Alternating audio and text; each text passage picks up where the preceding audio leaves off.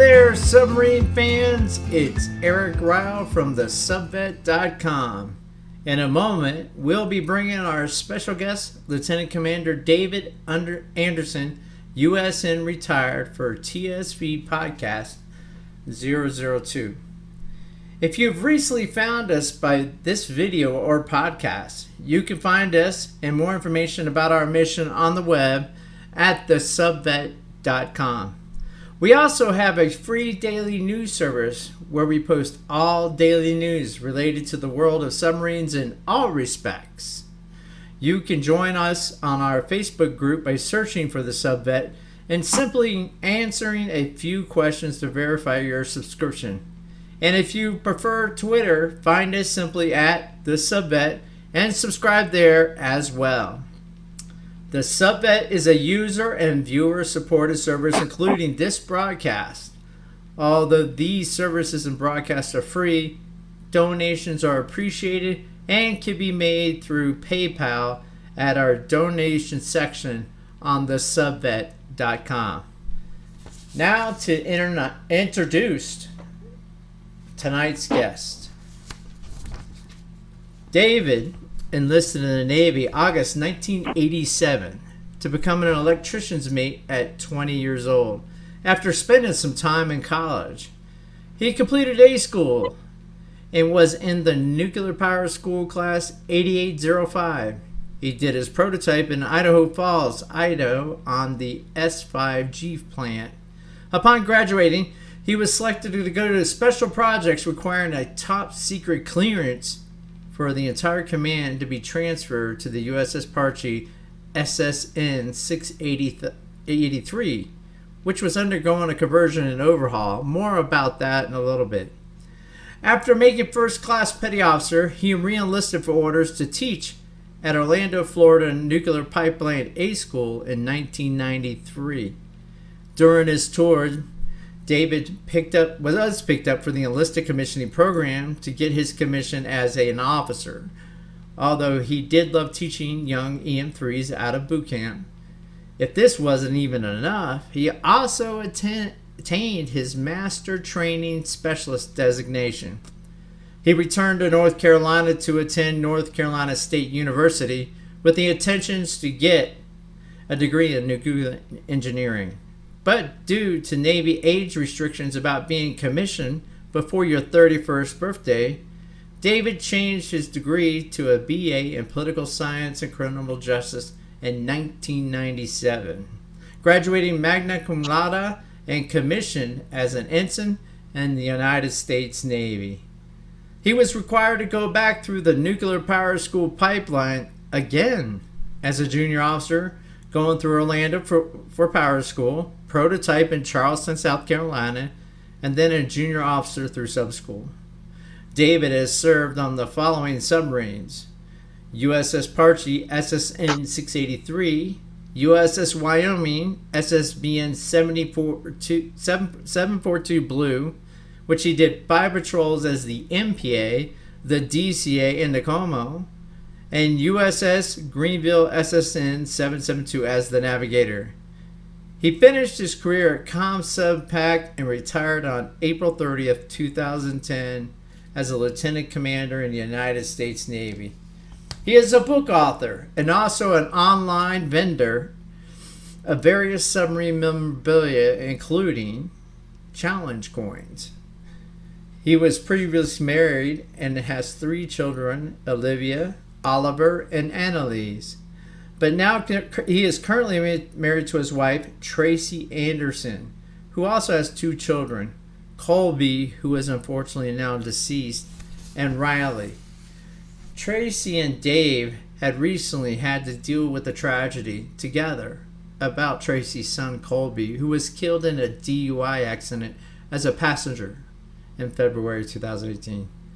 David has self-published 2 Tom Clancy-type submarine-related military fiction books and has donated all the proceeds to their non-profit organization, the Colby Haithcock Memorial Scholarship Fund. Lieutenant Commander David Anderson, welcome to the subvet.com. What say you? Outstanding. Thanks for having me, Eric, and I appreciate the time on the subvet.com.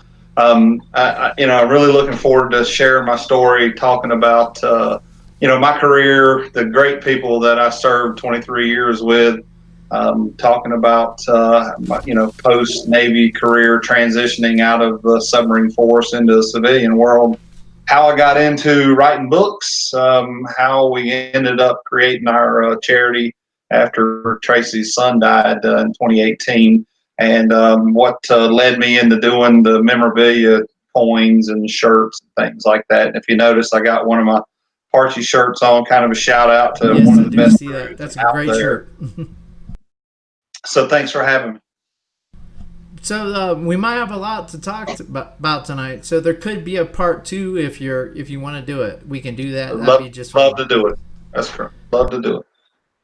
Okay, if you could tell me a little bit about what made you choose to go into the Navy. I mean, you were going through college a little bit. Don't know what degree program you're pursuing.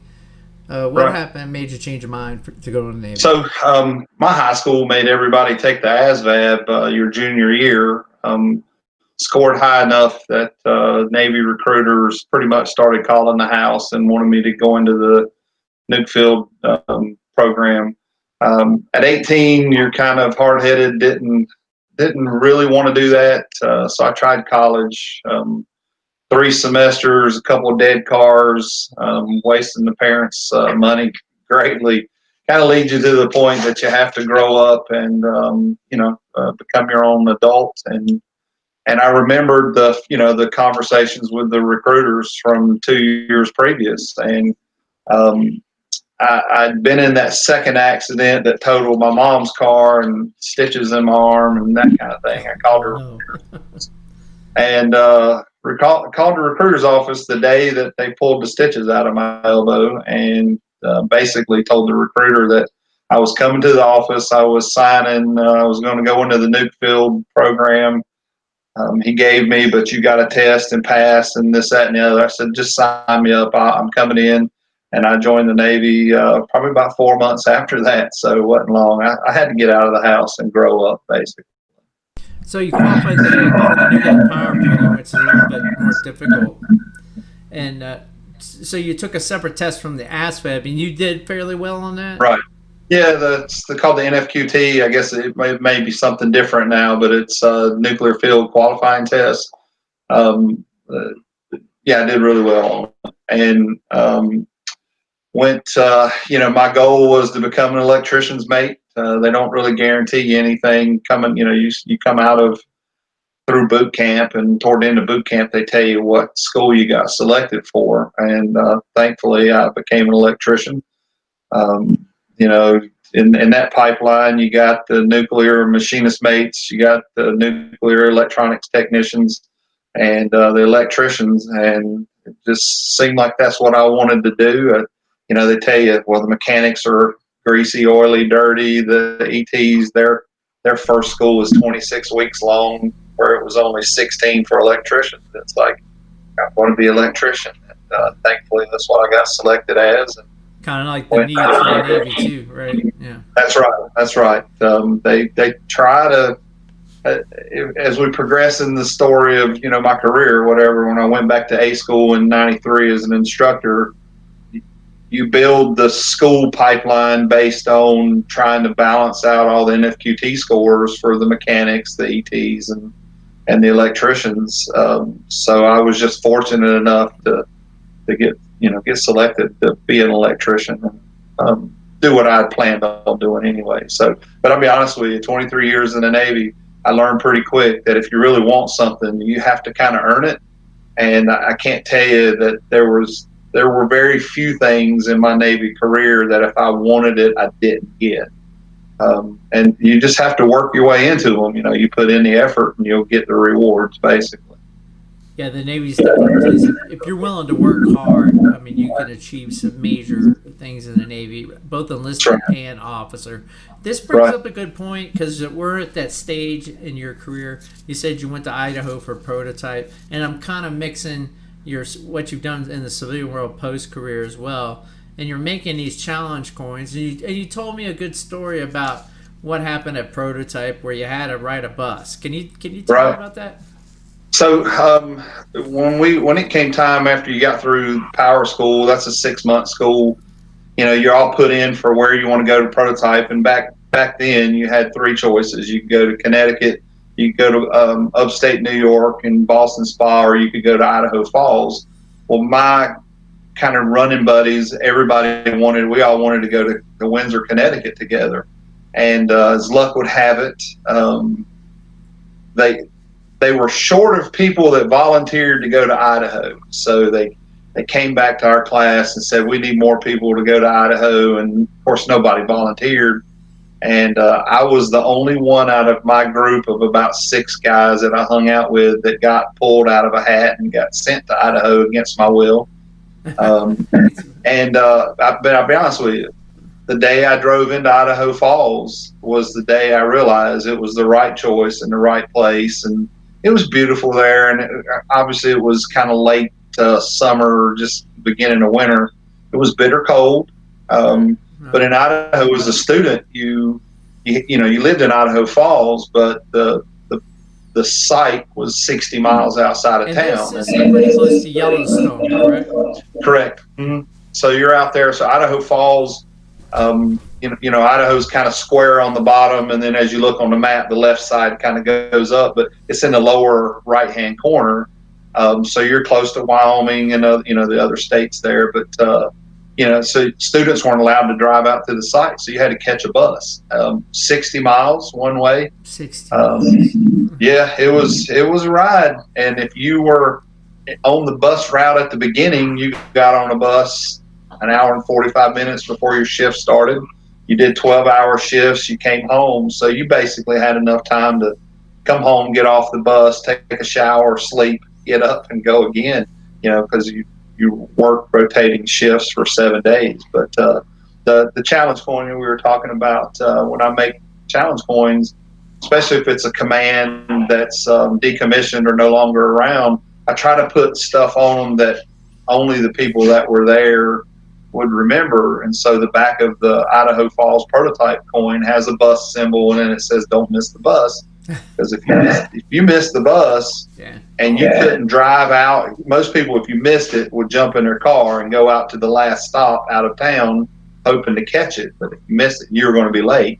And they only ran buses on like 2-hour cycles. So you'd end up getting in trouble. And some instructors are probably pretty upset, huh? Oh yeah. Well, when you're a junior Navy guy and you show up late for your shift, it's not a good thing for you. I put it to you that way. And guys that were habitual ended up getting forced to sleep out at the site. They'd spend 5 days sleeping in the bunkhouse because they couldn't get on the bus on time and stuff like that. But fortunately, that never happened to me. So. And this is basically a reactor that was shot to ground, and that's why it was so far out there, 60 miles. Right. Well, so that area in Idaho at one time had about 100 different operational reactor facilities, not necessarily reactor plants, but you had plants, you had test facilities, you had the expended core facility where all the seagoing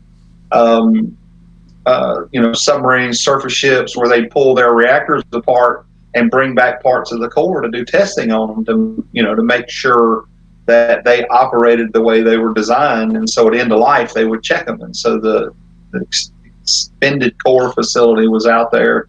So when you went out on the bus, you had ID badges you had to have on. You'd go through a gate that was way outside that whole complex where all those different buildings were. And their security force out there was no joke. I mean, they had helicopters, they had armored personnel carriers. They trained probably once a month to at least once a quarter for like rappel boarders like you do on a ship. But they do stuff like that. Out there or something? No, they were civilians. Just and civilian security? Their civilian police force, if you will, traveled to all these like SWAT competitions, and they regularly won. That's how good they were. And so it was a big deal to get out there and to get on site. And if you were asleep on the bus, they would kind of bump you and nudge you, because you had to look up and show them your face and your badge at the same time, so they could match face to badge and make sure you were supposed to come inside the perimeter out there. So yeah, being a missile technical, went the same thing. Cape Canaveral, so very serious stuff. Exactly. So the next stage after prototype, was that when you got orders to the boat? After that? Yes, yeah. That's so I'd gotten selected to be a staff pickup to stay in Idaho, but I'd also right. So some students, based on they did, would get picked up for instructors. Right, and get to stay there for 2 years. You qualify as an instructor, and you could help train students and stuff that were coming through. And I wanted to stay there, but I had also spoken to the detailer for it was back then, it was the USS Parchie and then the Richard B. Russell, which were the two spec ops boats that were stationed in Mare Island. And they would come through, and they filled 3 electricians on Parchie, 3 on Russell out of my 8805 power school class. And because I'd talked to them, and because of the top secret clearance, they go through your background. And, if you got a clean record, no prior to the Navy issues and stuff like that, then you were good. Basic TS / SCI, where you had to give 10 names, and they investigated 10 names. And so you had to have TS/SCI. All right, what's this guy really do? Exactly. Well, so they interviewed neighbors at home and stuff like that. So my mom and dad are getting phone calls from the neighbors. Hey, somebody from the FBI showed up to the house asking about David. What's going on? And that kind of stuff. It's hard to remind people that we didn't have internet back then. For those who didn't know, both David and I, we did join the Navy same year in '87. So there was databases, but there was no internet. They did everything in person. Even pulled their friends out of class. At least they did. That's right. For me. They're freaking out. What this guy do? Why am I getting pulled out of class asking about him? Yeah. So, they got more than one phone call. Yeah, exactly. So you go to the Parchie instead of taking the shore duties. What you do? Well, I wanted the shore duty, but it's that, like you said a little bit ago, needs of the Navy, right? Right. So they can pick up most anybody to be a staff pickup.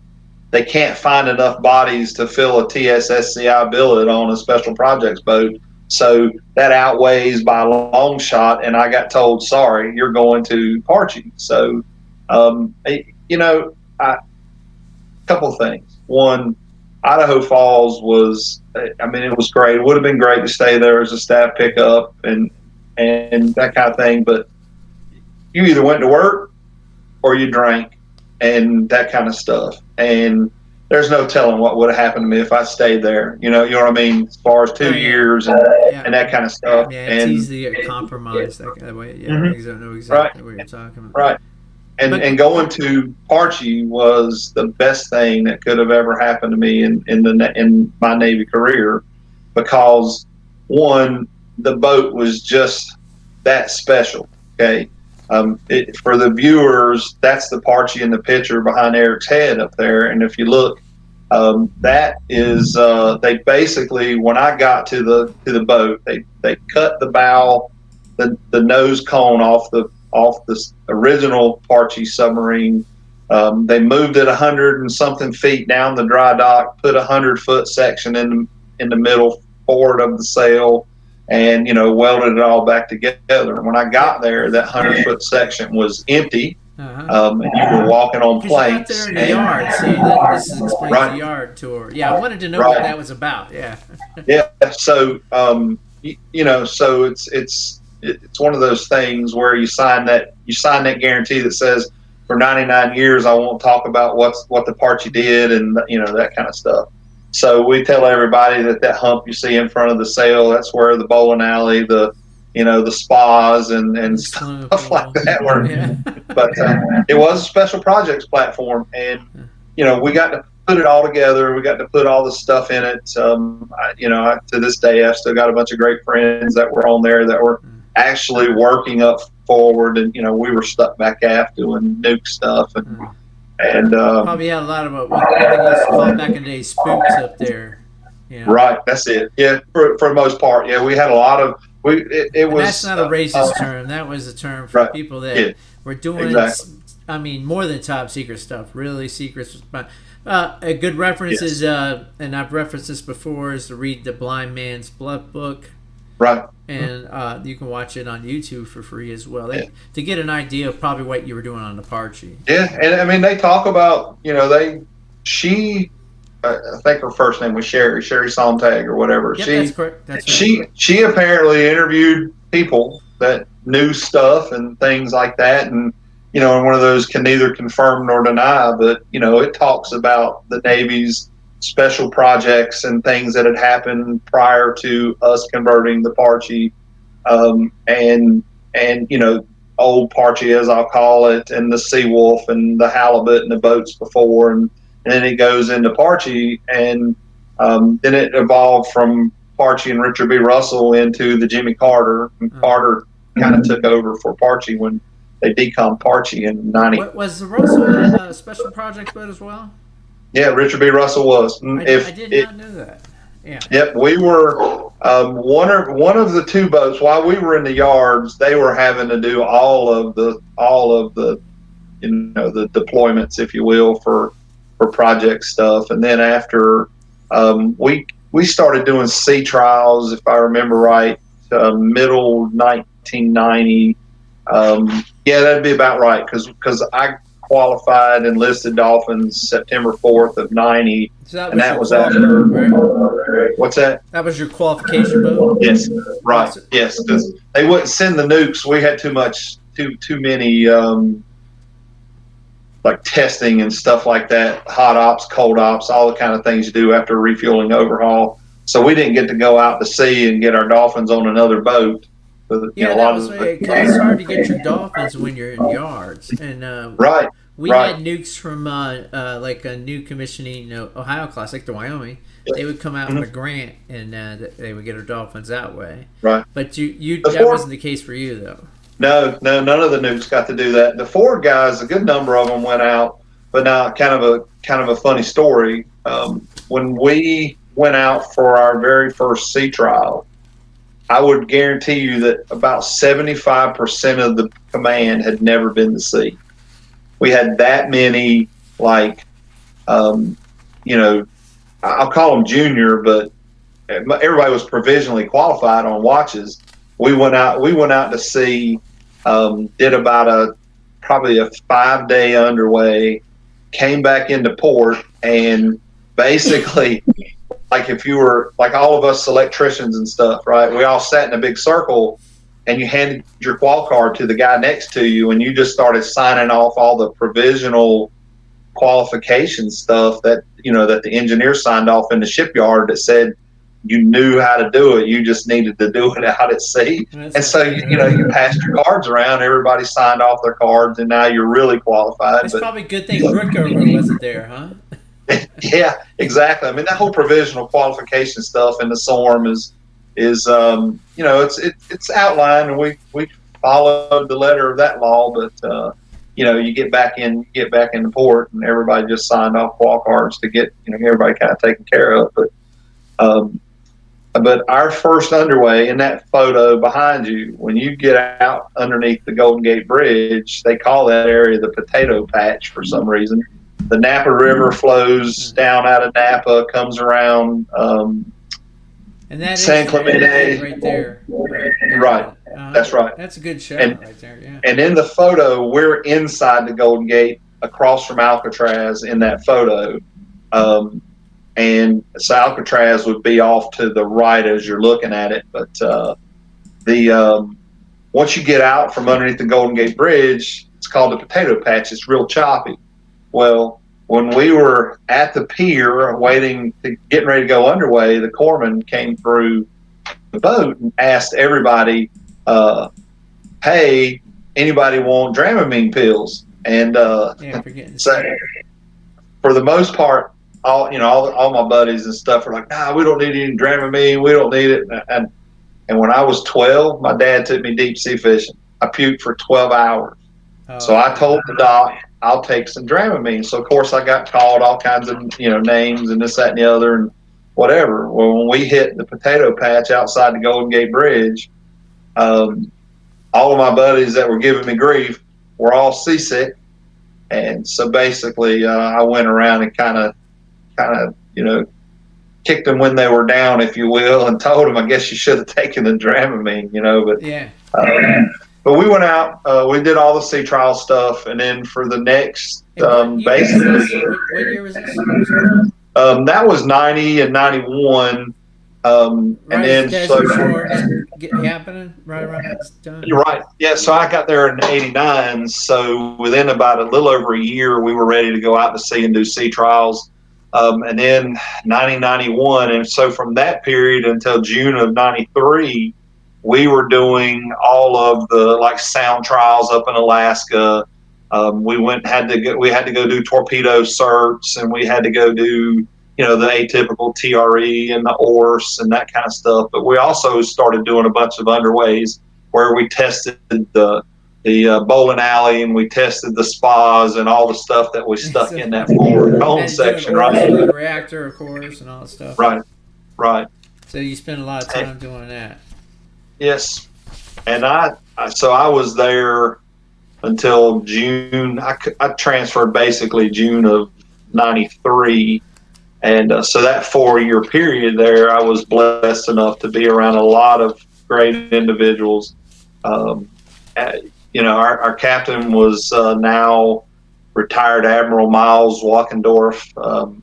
He was gruff, but he was amazing ship driver, captain, that kind of thing. Fair kind of guy. Yeah. He was a hard charger, and he got into the spec ops program and went far. And if you look him up, I can't give you the official title, but he was basically the Russian attaché or something. He was in Russia for a while, and that kind of, as an admiral, spent time over there. The wall drop and stuff. Yeah. Right. Mm-hmm. So he was stationed over there.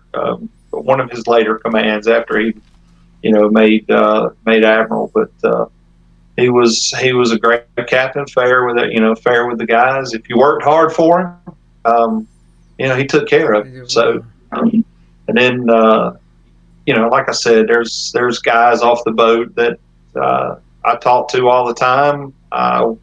This past football season was in Dallas with 3 or 4 of them. I hadn't seen them since the early '90s, and we went to. I'm a Rams fan. We went to a Rams Dallas game in Texas Stadium or whatever they call it now, but AT&T, I think. But so I met up with a bunch of old Apache guys last year. So great guys out there.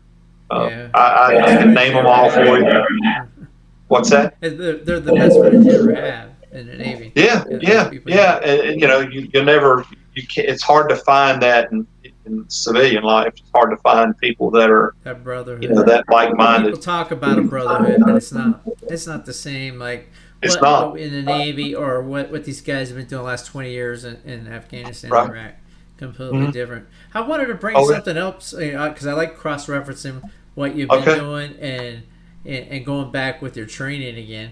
So you try to do a little bit in fitness. You sold some fitness products, and I could tell you work out, which, for the people up front of the boat, they always think the nukes are the mystery guys, are quiet, they're brainiacs, they're skinny with the glasses, and it looks like you pushed a little bit of weight. Well, yeah, my first year and a half in the Navy, I didn't have a car, so I spent 2 or 3 hours a day in the gym, and I pretty much stayed focused on that. I had goals and that kind of stuff, and it got to the point where I've never done steroids, anything like that in my life, and we played a lot of softball, and you'd hear people that would say stuff like that, but I just worked hard. I went by the adage of you lift heavy and that's what I did. I had two guys. Dean Brach was another electrician on Parchie, and Rod Paplow was a mechanic, and we were best of friends, and we were gym partners, and we would spend hours in the gym. And then underway on the Parchie, you had to find a T in 2 passageways, and you would set a little 12-inch square Naugahyde covered little Foot Locker. We'd set it. We'd set it in the middle of the tee, and you'd have the bar with some weights, and you'd lay back on it, and somebody pick the bar up and hand it to you, and you do your reps, and you'd set it back down, and we made do with what we had, and so I worked out most of my life. I'm 53 now, and numerous surgeries and that kind of stuff. I'm a lot smaller than I used to be, but a lot weaker for sure. But I got into the fitness thing probably as far as like selling clothes and stuff.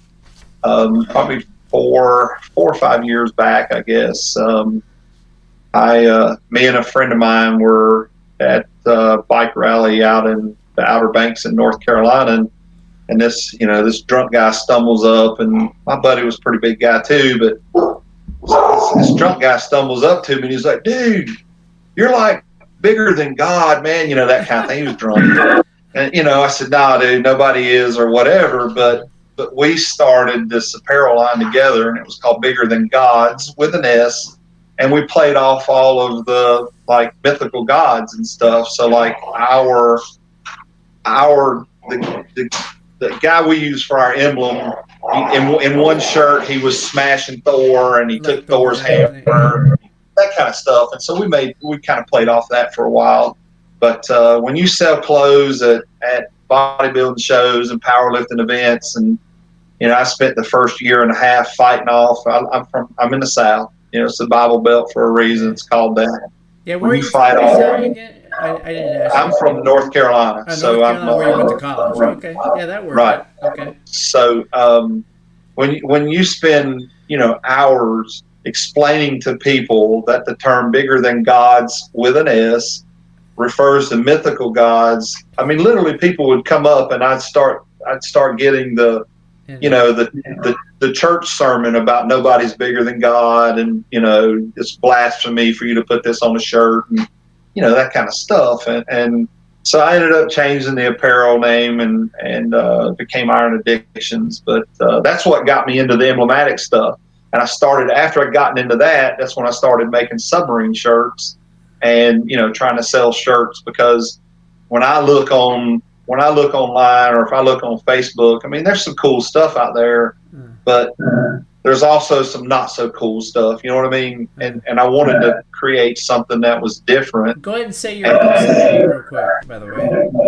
So my website is submarinebrotherhoodapparel.com. Obviously one long string of words, submarinebrotherhoodapparel.com. And there's very few shirts on there anymore. I got out of the screen printing stuff. It just got kind of cumbersome. But my coins are on there. The video when we're done too.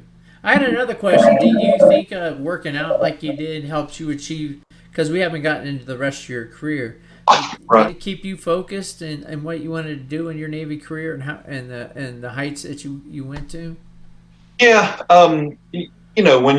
When you set yourself into, set up yourself for goals and you want to attain stuff. So for me, working out all the time, it was, I got to be able to bench 405, and I need to, 4 plates on each side, and you push until you get to that point and you go past it. And, so that determination and wanting to, I'm a very competitive person. Most people, most military people tend to be alpha males, or try to be, and that kind of thing. And I've always been if you can do it, I can do it too, because you can't, you're not better than me, right? That kind of thing in my career. And after when I left Parchie and went to A school as an instructor, I got to Orlando. The guys I started hanging out with, and we played basketball all the time, they were talking one morning about this program they were putting in for, and I asked them a couple of questions, and it was the enlisted commissioning program. And I asked them, let's go ahead and talk about that. Let's go into how you got the ECP. Yeah. Okay. So they told me about, what they were putting in for. And so I looked it up real quick, and now I got to Orlando in June. You had to have your package in before October 1st. So you had to have recommendation letters. You had to have, everything, the package filled out and a bunch of other stuff. Your transcripts from prior college, because the enlisted commissioning program, you had to have at least 30 hours of college already completed, because in that program you stayed active duty. About 2 years.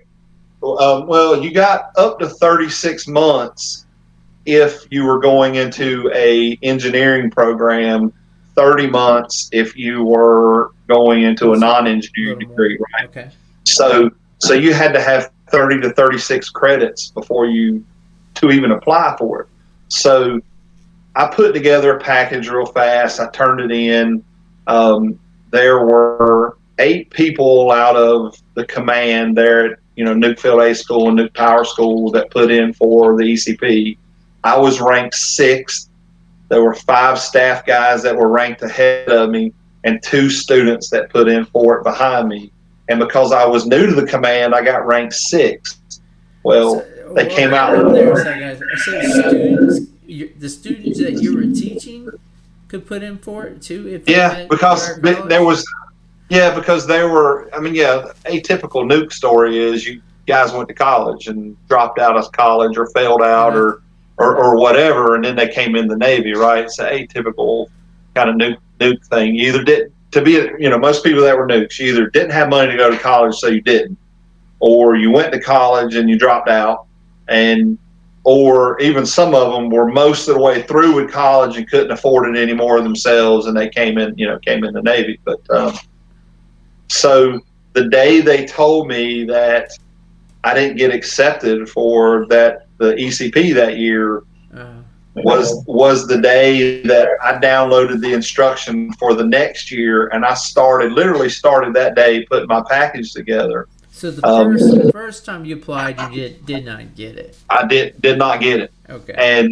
And so at that point, I'm pushing 27, and you mentioned it earlier. You couldn't get commissioned past your 31st birthday, because I think there's something that has to do with the fact that you can't turn 51 and still be in the Navy unless you're an admiral.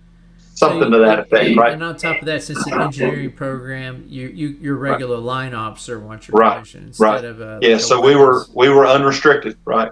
Unrestricted. Well, let's back up just a little bit. Part of the instructor. So you've been rejected for ECP the first time, but you're on instructor duty. So how did you like that? I loved it. Teaching.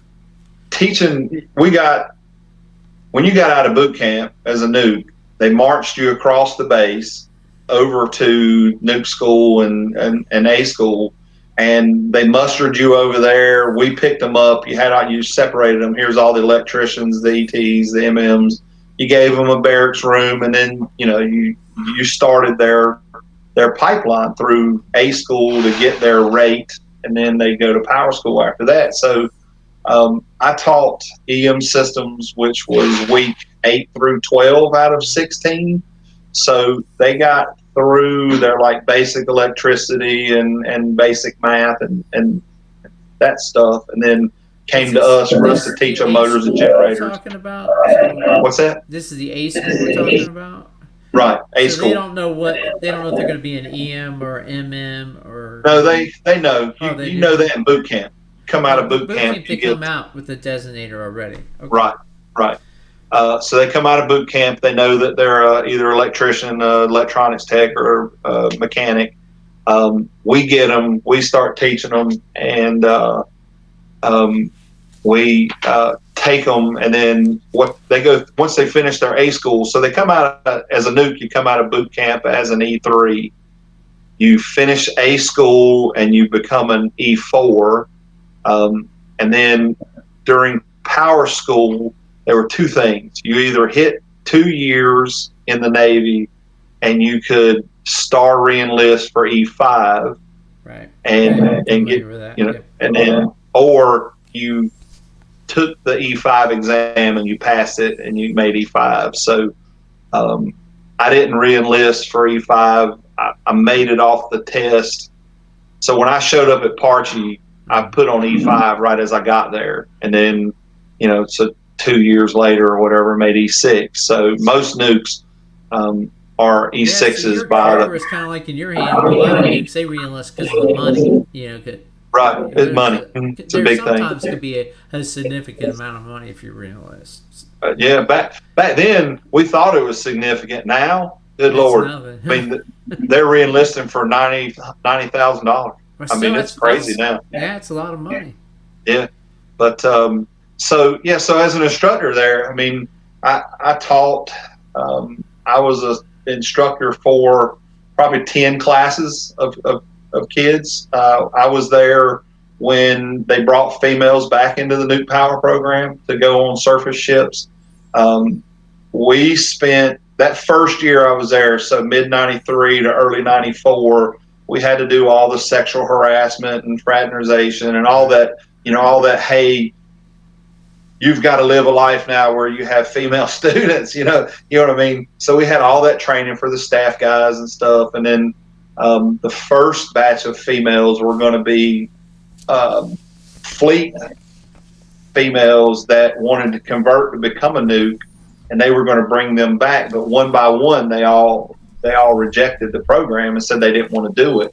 And so they had to bring them in through boot camp and that kind of thing. And if everybody out there remembers any Charlie Brown cartoons, anytime they showed the whole gang in a group, you'd see the little dust cloud as the whole group, moves around like on the Peanuts. Well, that's how, as an instructor there, you had duty like once a month. You'd have to go over and stay at the barracks and muster the duty section and get the cleanup and stuff like that done. And you'd monitor the barracks, make sure nothing was going on. But that's how you knew where the females were. I'm telling you, they were groups of like 20 dudes would just like shift from one place to the other because they'd be one or two females over here. Yeah, and just like the little Peanuts gang, they like moved to the next little group of the females and stuff. And then it was you crazy. Had the Fashion Square Mall right outside the base. Yes. And they're following each other around there, and they're whites. Yes, I can't tell you how many. Once they started finding out that if they could get married, they could live out in town. Oh. They didn't have to do barracks inspections, all this stuff. We would get request kits. They had to fill out a special request kit to get married, but they weren't smart about it. It would be like a female mechanic and a male electronics tech. The mechanic school was only 12 weeks. The ET school was 26. The female, or whichever one was in the short school, they would finish at 12 weeks. Then they would go to power school and do that 6 months, and then they'd have to transfer. And their husband or wife, whichever one was in like the longer school, would be left behind. And they're always like, but can't we stay here until no? We told them, no, you got to go to the fleet. And it was crazy back then. Did you have situations too? Because I've heard of this, getting married just to take advantage of what you said, but didn't really have a relationship. I can't say they didn't, but I'm telling you, they got married fast. Yeah, just happened. It was crazy. Women, especially integrating with submarines, that's a big topic. Maybe we can touch on that a little bit later. But so you're really focused on your enlisted commissioning program for the second time, and you're doing your master training specialist endorsement at the same time as this. And what's that? Right. What do you got to do to get that? Master training specialist designation, you basically have to get certified as an in-class instructor. So you have to have like an officer board that sits in on your lectures, and they grade you, your supervision, so your chiefs and your master chiefs, and then the department head that's over the school would come in and sit in your class. And you had to teach so many lectures. You had to have already been teaching for such a whatever, some period of time. I can't remember now, but and you got graded. And if you weren't a good instructor and your classroom didn't respond to you, you wouldn't make it. The qualification process there just to become an instructor was was pretty intense in itself, and I just loved it. I enjoyed being in front of the students, and I treated them like I'll say humans. I took care of my students, Right. and I've kind of had the adage, take care of your people, and your people will take care of you. When I right, and I cut up and I joked around and I played with the students, whenever it was time, and so they kind of, I guess, they enjoyed having me as their instructor, so they would do what they had to do to be successful, and I'd show them how to do that, and kind of give them pointers and how to go about getting themselves through school and help the ones that are struggling and stuff. And learning that there at A school as an instructor is what helped me after I got commissioned and I went back to prototype as a staff training group and officer in 2002 when I went to Boston Spa the prototype up there as a shore tour. You learn. You were married at this time too. Your first wife, right? At school. Yeah, I got married. At children. I had one. So you got the stress of having a family, doing a master training specialist, and a newborn, taking care of students, a newborn. Yep. Yeah. That's complete craziness. It was crazy, and so that second year package that I put in for the ECP, back then. I wrote and requested a recommendation letter from every elected official in the state of North Carolina. So, both senators, all the congressmen, the governor, lieutenant governor, everything like that. So I sent off and said, hey, this is who I am. This is what I'm applying for. And they send me back a recommendation letter. I took the Navy Submarine League book. And it had all the retired admirals that lived. I found every one of them that lived in North Carolina, sent them letters. I get some that said, "Hey, the admiral doesn't know you, so he's not going to write you." But I got letters back. None of the politicians do either. yeah, exactly. But I got letters back from admirals and stuff. So I probably had 15, 20 recommendation letters from these admirals and from all these elected officials and this, that, and the other from DC and all this letterhead stuff. Is required for ECP normally? Well, now after so my package went in, and the lieutenant LDO that I worked for, he wrote so you had to go through a 3-officer panel that sat and interviewed you, and they would write a recommendation letter for you. And so if you remember back in the 87 time, back then, whenever you get your eval, you could have font changes and bold words and stuff like that. Well, it was different. With the 5.0, yeah. Right. He wrote these recommendation letters, and so he's got all these big words, and they're bolded and this, that, and the other. And I've got all these. Anyway, so my package went in. I got selected. I had to call. Back then it was CNET, Chief of Naval Education and Training. I had to call CNET to ask them some questions about the after you've gotten picked up, the transfer process and stuff. And I'm talking on the phone to this lady that works at CNET, and I give her my name and I give her my social security number, and I hear her rummaging through packages, and then all of a sudden she goes, "Wow." I said, "You looking at my package, aren't you?" She goes, "Yeah." She said, "Your package was ranked number 1 out of 178 people got selected that year." But that year, because of my package, I'm telling you, my package was 2 inches thick. My package, they changed the procedure. From that point on, you could only have a recommendation letter from your active CO and one other previous CO, and that was it. So they got rid of all of that. They directed that it was a 12-point Times New Roman font, no bold letters, no this, no that. Right. All the stuff that was in my package, they got rid of after that. But Yeah, that shows the southern charm of a that's motivated right. boy from Carolina. That's What he can right, do. son. They told me I didn't make it that first year. I'm like, there is absolutely no way It's I don't gonna make it happen next this year. time. I know That's what to right. do. That's right. Yep. Yep. So you got picked up for ECP obviously, and do they you have to pick a college it's Navy ROTC, I would guess, right? Correct. So So yeah, go ahead. well, I was just going to say, so, I wanted to move back home, come back to North Carolina. State of North Carolina at the time had NC State, North Carolina, so UNC Chapel Hill, which is the Tar Heels, and Duke University. Well, because of the program, you stay active duty and you pay for college yourself. So they wouldn't let you go to Duke because Duke was $36,000 a year at the time, and they wouldn't allow you to amass that much student loans, student debt to go there. So it was either State or Carolina.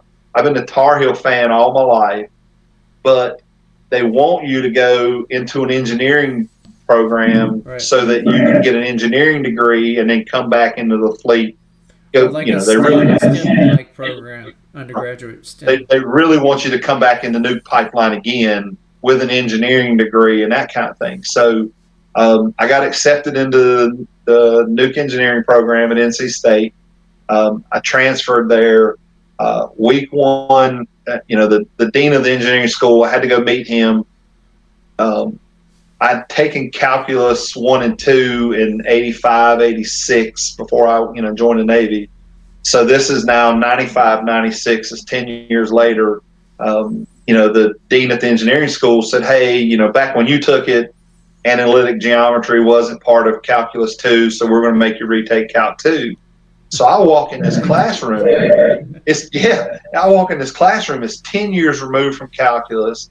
And that 10 years they've gone to the whole MATLAB thing where you do all your homework on the computer. So I didn't know how to do that. I'm sitting in class with this instructor. I think he was Puerto Rican. I couldn't understand him. He was saying theorem this, theorem that. I had absolutely no clue what he was talking about. And the letter you got in that package when you got picked up said, if you fail a class or have C's and definitely D's in your coursework, we'll basically write you an eval that will guarantee you never make the next pay grade, and you'll go back to the fleet as an enlisted person. So All right.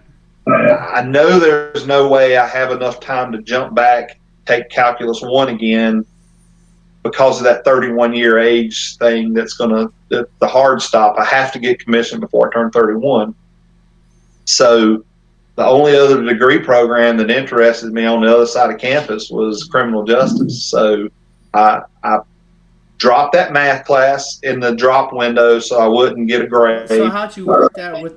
Because you said there was a requirement for engineering. Yeah, well, so they want you, and basically I took the step of dropping that class to then try and figure out how I could go about working it. And I remember I got called into the lieutenant, that the ROTC instructor. She was a surface lieutenant, and she was my advisor. And she calls me in the room and she starts fussing at me and this, that, and the other. You can't drop classes on your own and this, that, and the other. And I pulled out that letter that said, look, it says right here, if I fail a class, I'm going back to the fleet. There's no way I can pass this class. I don't care what you say. I'm not failing a class, that kind of thing. And so there was nothing she could say. So I changed curriculum. I went into I stayed in all my other classes. I had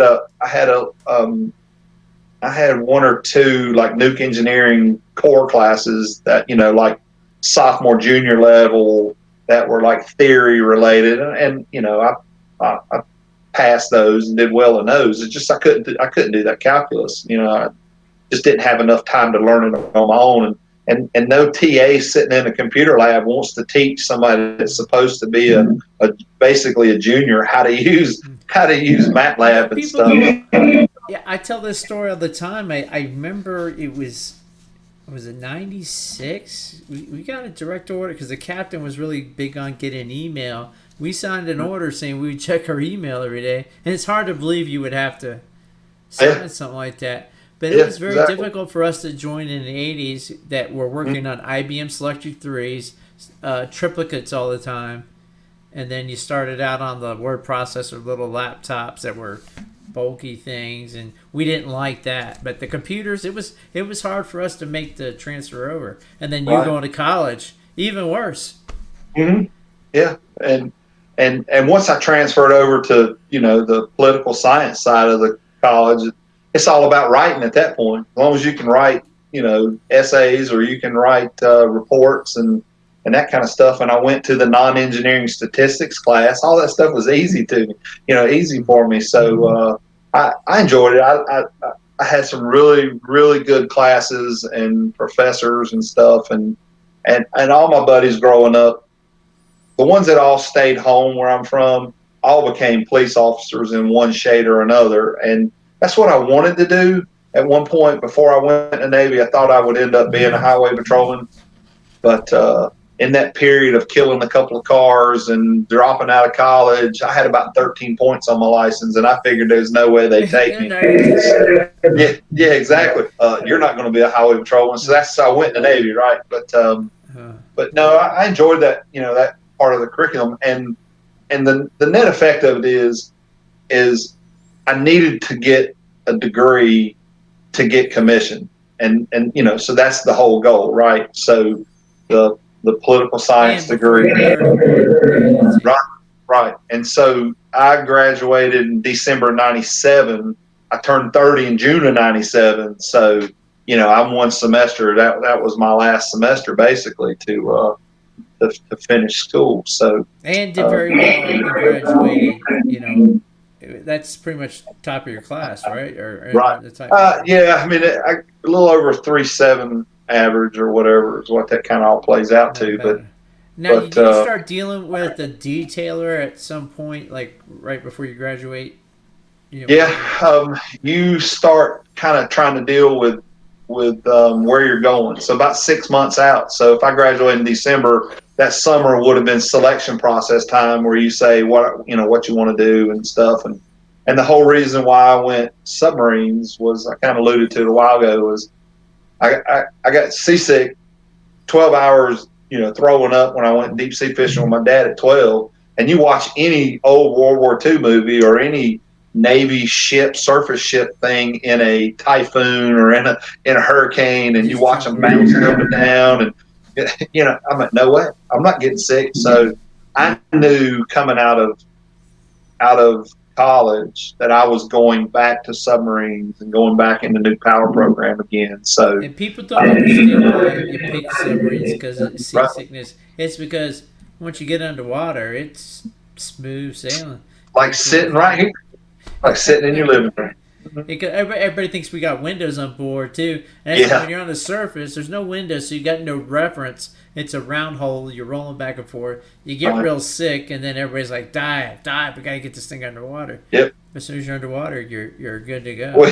We had an ELT on Parchy, my first boat. That guy would wear the wristbands. He would wear the little Band-Aid thing behind his ear. He would take Dramamine pills. And he still got sick. If we got anywhere near the surface and the boat started rolling a little bit, he would get sick. But he was a trooper. He he did his whole tour on the boat, and he just knew he was going to do it. The doc took care of him and made sure he had all those little patch thingies and stuff. Yeah. And the difference is, while I was in A school as an instructor, me and like 3 or 4 other instructors out of my office went deep sea fishing out of Clearwater, Florida. And I always like to tell people, this was all back in phone book era, right? So if you found something, you had to find a phone book for that area. And in the perfect Navy storm, we were going to Clearwater. Right. We picked a hotel out of a phone book from the base library. We got booked the reservations. We drove out there, and we literally, the hotel was in between a Hooters on one side of it and a strip club on the other side. So how lucky do you get, right? You know what I mean? And it was the original Hooters and this, So you that, and got the other. borderline and you got red light district. That's right. That's right. That's right. So we, but we went out to sea then, we went deep sea fishing, and the boat that took us out, one of the two diesels wouldn't start up. So he took us out on one motor, so we could never plane. So we wallowed and we were all throwing up. But as an adult, you can throw up and function. As a 12-year-old, I was done for the minute I started getting sick. Dad, you gotta take I gotta go. Right. But you can't. You're stuck on that shit for on that boat for 12 hours. Like, just stick it up, son. That's right. That's right. That's right. But that's why I went back to submarines as an officer and got commissioned December '97. Had to go to power school in Orlando again. I loved Orlando. Stationed there 3 times. I can't believe they closed the base. And Orlando was such a beautiful base. It's hard. I think I was talking to you about that earlier, and you can't even tell the place was there. They built all these new houses, and you go there now. I think they left the park where it has that training ship from boot camp. Right. Yep. That's kind of like a memorial thing. It's over there on the what do they call it? The Blue Jacket. I think that's what they call it. The Blue Jacket's over there. Now I remember because I was going there as an instructor it was BRAC '93 was the decision year that they decided to close down Orlando boot camp and then therefore the rest of the base. And it's political because Orlando compared to Great Lakes won every single graded category that they had, except for the fact that the Navy said they had to have brick buildings, and to relocate all the schools out of Great Lakes that are there, they were going to build, aluminum prefab buildings and stuff like that to house the new schoolhouses to save money. And so they said, oh, we got to have brick. And the senior senator that was in charge of that commission was from Illinois. He had businesses that were right in the surrounding area of Great Lakes. And when it came time to vote, he got all noble and said he was going to recuse himself and he wasn't going to, wasn't going to vote because it wouldn't be right. But he's got 6 of his buddies sitting next to him. You can't tell me they weren't working backdoor deals saying, well, if you support me and vote to keep Great Lakes open, that kind of thing. But, that kind of stuff goes on all the time. Both parties, too. It does. We kind of touched on that. It doesn't matter what party. Yeah. No, it doesn't. But when I went back as an officer, we shut down that base. I mean, the 6 months I was there, every command on the base was gone, and they had just built 7-story high-rise barracks. They had just built a brand new stuff on the other side of base, and all this stuff had never even opened. And they started trying to sell them off. I think Defense Finance took over one of the buildings out by the back gate, and this, that, and the other. But we're sitting in class, and tractor trailers are pulling up and taking up the giant anchors that were all kind of like out in the yards and stuff like that, and loading them on trucks and taking them up to Charleston to open and stuff like that. But so I loved it, did well there. Prototype in Charleston as a student the second time to more training ships there in Charleston. You've gone through the nuclear pipeline as a student. Had the option to be an instructor as a student, go out on Apache, active duty instructor, get commissioned, and now you got to do it all over again. All over again. So what's that like? Well, when you go back as a prior enlisted officer, it was kind of tough. I mean, the school part wasn't, other than math. So the nuclear program, from the days of Rickover all the way to today, they like to show that statistically they have the same average across the board, that the program is the same as it was in the 50s as it is now, by saying our average is a 3.1 or whatever, right? So how do you take a bunch of engineering students and make sure that your class average is around a 3.1? Well, you fail guys like me who didn't have calculus in college, and because the math course for an officer is nothing but like calculus 3 and differential equations. I mean, that's what it is. And so I didn't do very well in that math class. I went to, thankfully, my advisor was a C returnee lieutenant instead of one of the pickup LDOs that they commissioned right out of college to be instructors. And I walked into him. I think his name was Lieutenant Cook. And I walked in. I said, "Listen," I said, "I'm going to pass power school. Don't put me on mandatory study hours because I failed this math."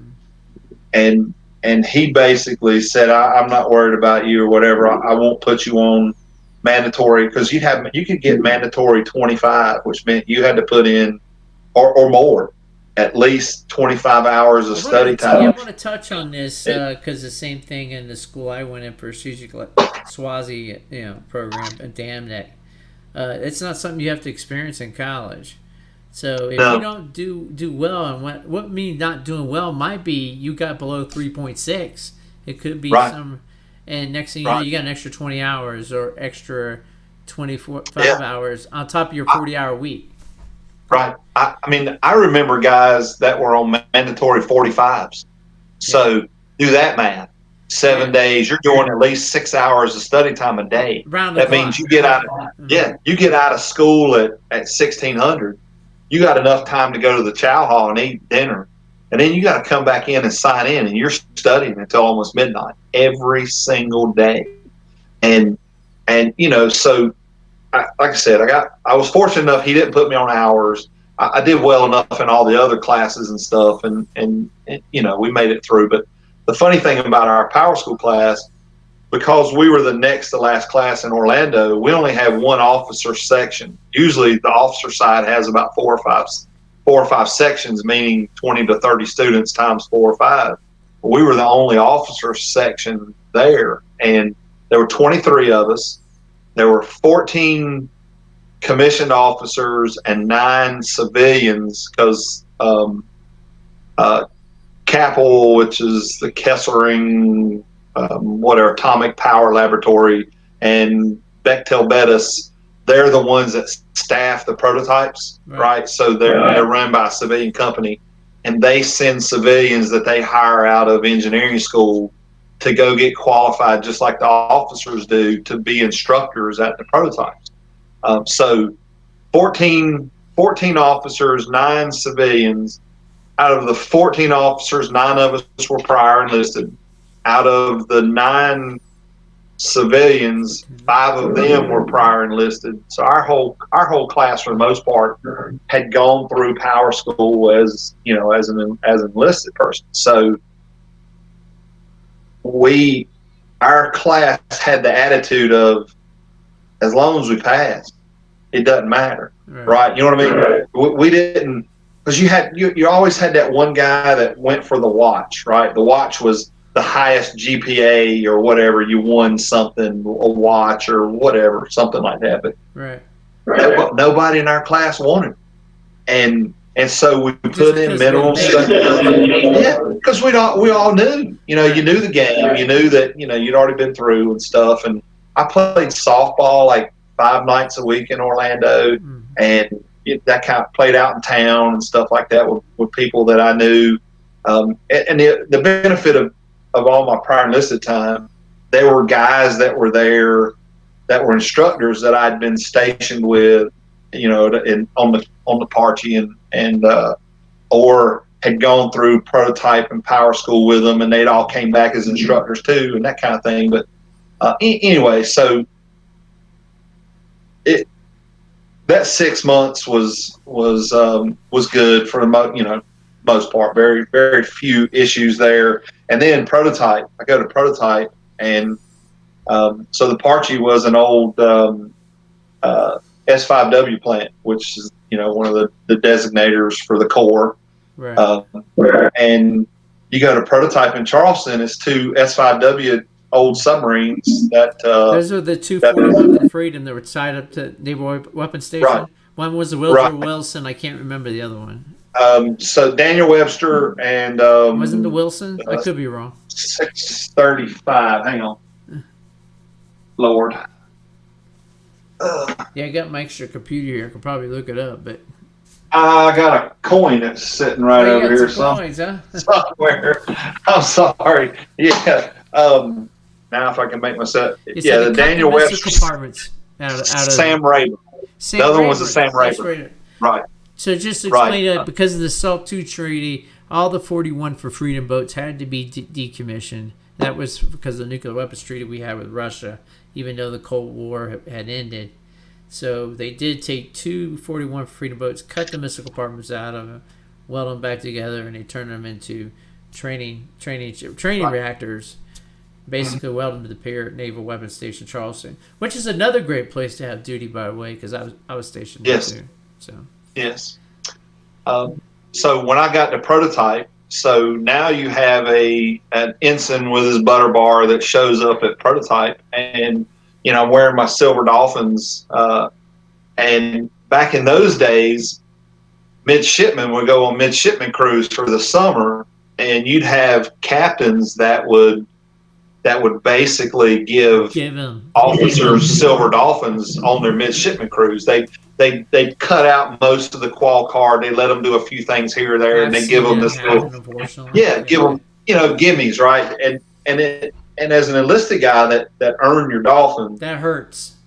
it pisses you off because it cheapens your Silver Dolphins. So when I got the prototype, the first couple of weeks there, my running buddy in prototype, he and I were both at the time we got picked up, 8 to 10 year prior enlisted. He was a mechanic. I was a electrician, and so I went to the 635. He went to the 626, and so we were racing each other. It was which one of us is going to get qualified first. And you walk on the command, and you get your qual cards, and you start getting checkouts right away. And so I get there, and there were 5 staff instructors that were there that were junior guys on the Parchie when I was an EWS qualified, supervisor, and I qualified them. Now I get a prototype, and there's staff guys that can sign my books. There's 5 of them. There's probably 4 or 5 guys that I'd known from other commands that knew me. So a bunch of people knew, who I was. And then for the ones that didn't, I remember I walked on the forward end on the boat, and there was a mechanic that was digging through some file folders, and I walked up behind him and I said, "Hey," I said, "do you have time for a checkout?" Because I, needed a checkout to get some stuff signed off. And I remember he kind of looks back at me like this, and he goes, "Are those real?" Talking about my dolphin, right? Or were they midshipman dolphins? I said, "Well, considering I got them when you were probably still in grade school, I'll pretty much guarantee you they're real." Right. Right. So after everybody knew that, hey, this guy, brash for you to say. right? Well, hey, it was a point of pride, right? Yeah, it's a point of pride, right? I earned them, and here you are, a butter bar, and everybody thinks you're clueless, and that it's so that's a hard transition for a lot of guys that get commissioned to go from, you're an E6, you're an E7, or whatever, regardless of what program. All of a sudden you put on ensign bars, and everybody treats you like you're just somebody out of college, and you don't have the knowledge that you have. And until they figure that out, you've got to prove yourself. So I had a bit of an attitude when I went back. I guess I'm pretty cocky, I think, but I mean, I was ready to go to my board by week 10. I mean, they have a curve. It's called a training curve. So if you have, call it 2,000 signature points you have to get from day 1 to the last day 6 months later, you have to get so many points a day to stay on that qual path to make sure you get finished in time. And so they post every couple of days where you're at on the qual curve. You're either below it or you're ahead of it. Yeah, well, this is kind of hard to explain to a civilian that's got an undergraduate engineering degree and right. I don't know what would be an example. Gone to Raytheon, and to do your job, whatever your engineer, and you're supposed to be on some kind of qual program, which doesn't exist. But basically, within a year, if you don't complete it, you lose your job. And that's kind of like what it's like in the Navy, and they really push you. They push you that way for a reason, because they got to get you in the fleet. Right. You got to get through that school and prove yourself, so you can go out and do the same thing to man up a submarine. Because for you to show up for any student, enlisted officer, for you to get detailed to a boat, you're there because somebody else has to leave. And so you're taking somebody who's been on the boat for a couple of years and replacing them with somebody who's never been to the boat. So it's that constant turnover. But you got to be capable of assuming that person's job. Right. They got to know that when you get to the boat and you get a real qual card on a real plant that you could kill the rest of the crew on, because you're on the submarine, that you're going to be successful and you can get qualified and that kind of thing. But no, I was probably 69, 70% ahead of the curve at one time. I could have gone to my board at week 10, but the command wouldn't send me up for it because they said the admiral wouldn't believe that I could be done that fast or whatever. But I qualified early, and then I got to leave to go to sub school with the class ahead of me. And what was sub school, officer school? Was that in Groton or? In Groton, yes.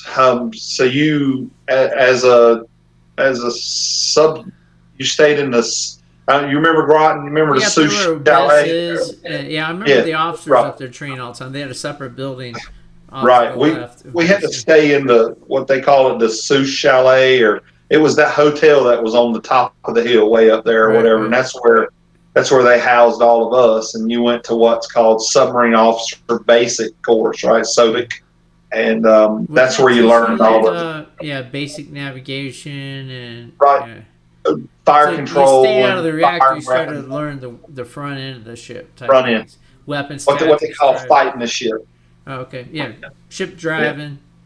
All That kind of stuff. So you went through little trainers and you did different stuff like that or whatever to kind of learn the forward end of the ship. And how many weeks would that be?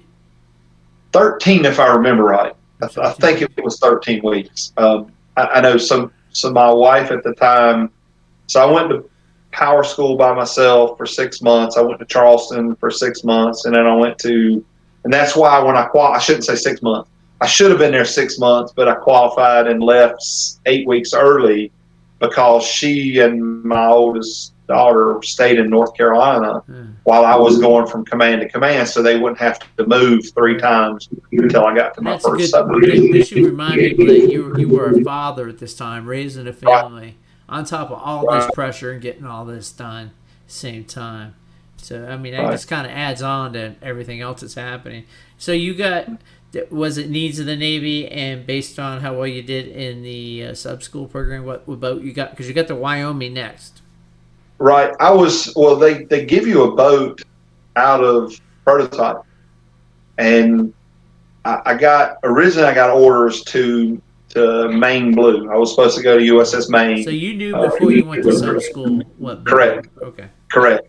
But because I left prototype 8 weeks early, they rotated me from Maine to Wyoming, and then I went through the SOBIC courses up there, knowing that I was going to USS Wyoming out of Kings Bay, Georgia, and I finished sub school, and we moved to St. Mary's, Georgia, in June of '99 when I moved there, and my wife at the time and my oldest daughter, they moved down at that point, and well, they had more than a Walmart at that point. yeah, a little bit, not much more. It's a lot bigger now. Yeah, I went back 2 years ago now, maybe year and a half ago. We did a Wyoming Blue Crew reunion about a year and a half ago or so, and went back down there and stayed. And it's obviously a lot bigger now than it ever was back in '99. Yeah, back in the same. So you got to the Wyoming, and it was basically still a pretty new boat. Probably what, 3-4 years old at that time? Well, I was there for patrols 8 through 16 because Blue Crew got the even numbers, Gold Crew was the odd numbers. So I was patrol 8, which meant you were about 3.5 years into doing patrols. So she was commissioned, I think, 94, 95, somewhere around there had to have been. Right. I think you said you were telling me you were there Yeah, I like remember 97. we did the DESO on it when I was in O2 at Cape Right. Canaveral. Yeah, I'm trying to remember what year that was. I was around 97 or something like that. Yeah. Yeah. And so I got there Yeah, in but it 90. takes. They got to get commissioned. They got to do TRE ors, kind of like all the stuff you said on the barge. Right. And So basically you the end same up thing. right. You end up doing. I think they do basically 4 patrols a year, based on overhauls and this, that, and the other, and time in the yards and stuff. But you average 3 to 4 patrols a year. So I got there at patrol 8. So they'd only been going. They'd only been doing patrols for 2 years at that point. So everything was new, and so you start your qual program back aft to be a nuke. So you're going from older boat, older reactor training, and Right. this is a new reactor or new Right. new reactor at the time, anyways.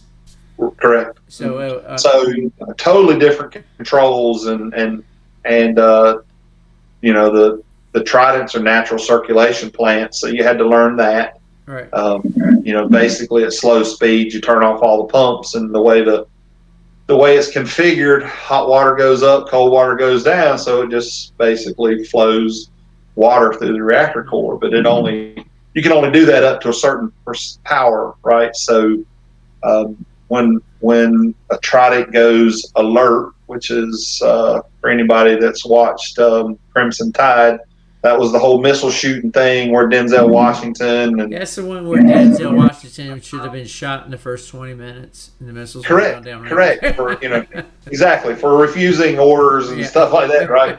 But so between him and Gene Hackman or whatever. So when you're alert and you're a missile guy, you're the ready missiles for the nuclear triad.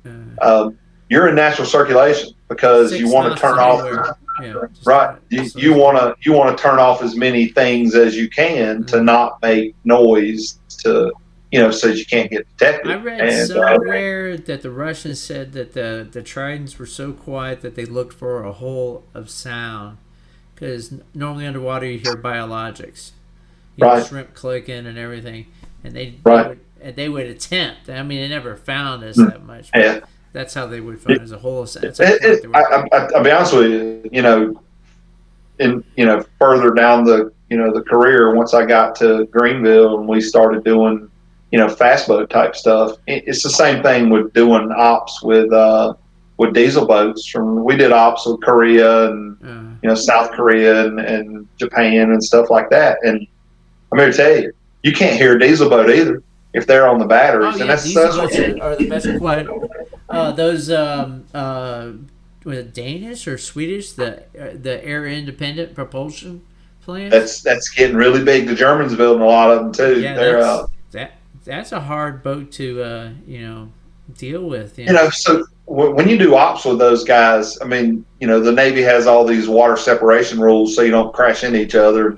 You get a shallow boat, you get a deep boat, and so they're not in your stratum. Take different paths in the sky. If you did it with a diesel boat, they always got the shallow because they'd have to go up to snorkel and stuff, right? So it makes sense. So they would be shallow, you'd be deep, and then you have a separation zone that nobody could go in. And whenever you were doing like one-on-one shooting torpedoes at each other kind of operations, if you heard a noise that was not biologics, you basically shot a torpedo at that bearing, because if you didn't, they would shoot you. I mean, and you're talking 2,000 yards. You're close. So you can't hear them on the batteries. And it's the same way Tridents work. And the Tridents on, when you're out doing 2 or 3 knots and you're just not moving anywhere. Board shot I mean, loaded and snapshot right on that bearing, huh? Just had to go out. that's you'd be at firing point procedures and you'd hear a noise and the captain would be like snapshot to whatever this bearing and you put a torpedo that way and be damned whether you hit it or not. You know what I mean? Navy's had You a get great NATO exercise too, just a week ago up there.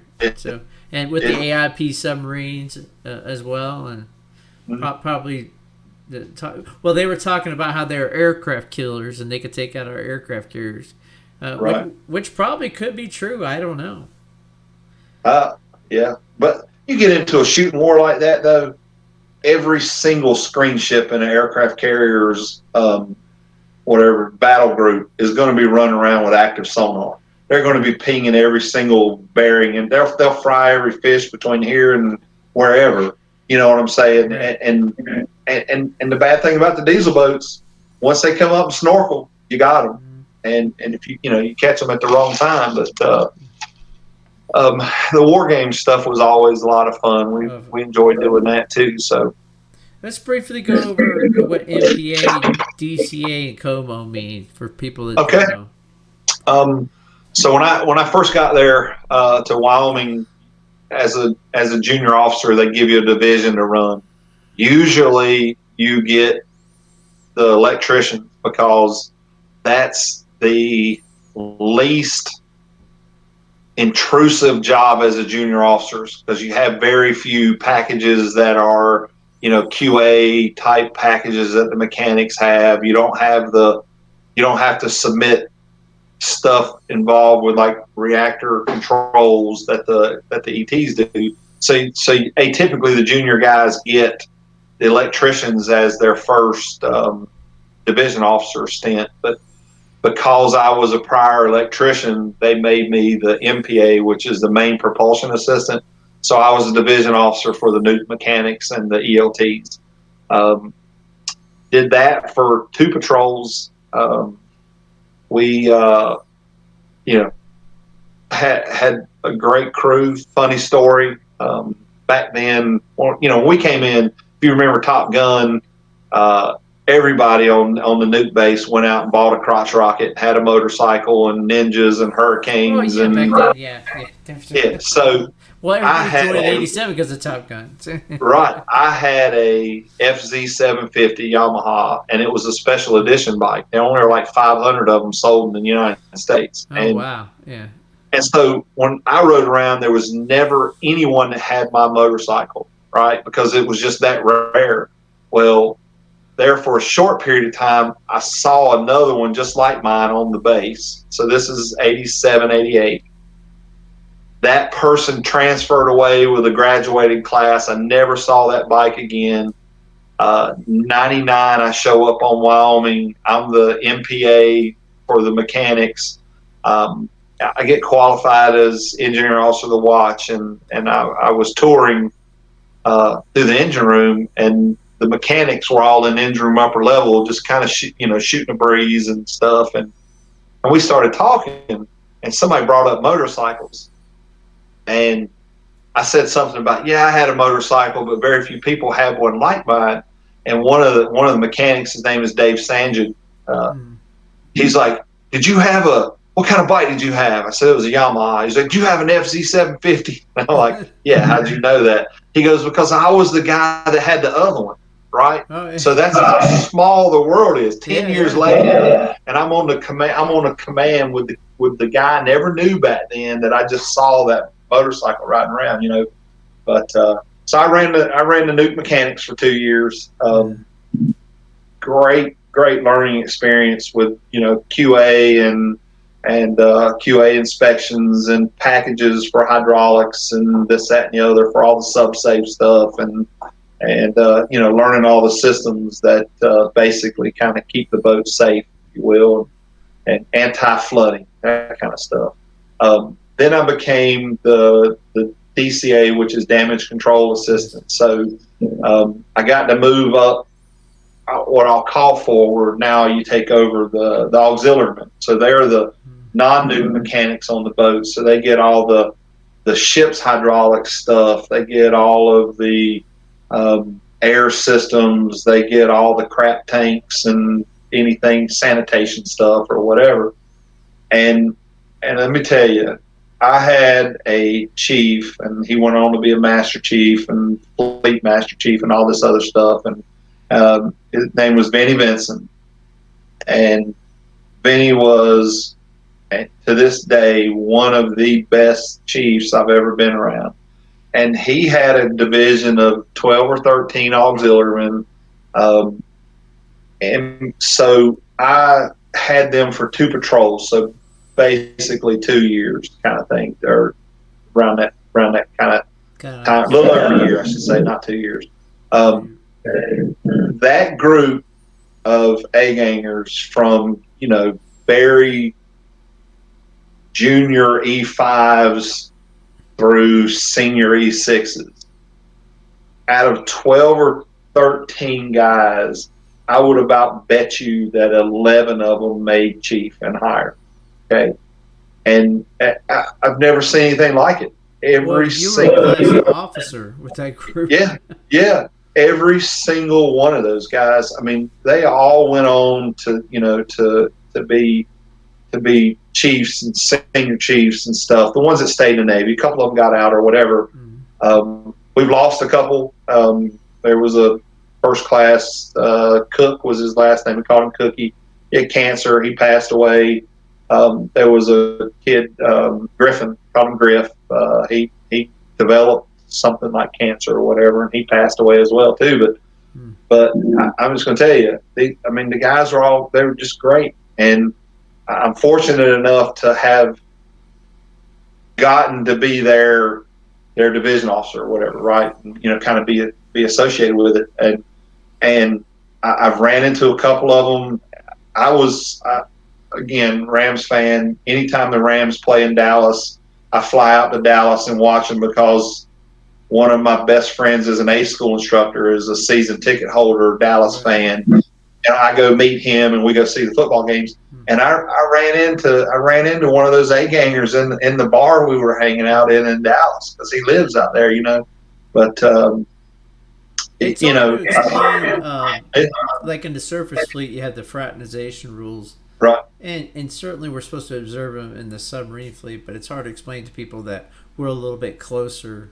It's just so much different. Yeah, it's just different. You live and breathe and you sleep. You don't have.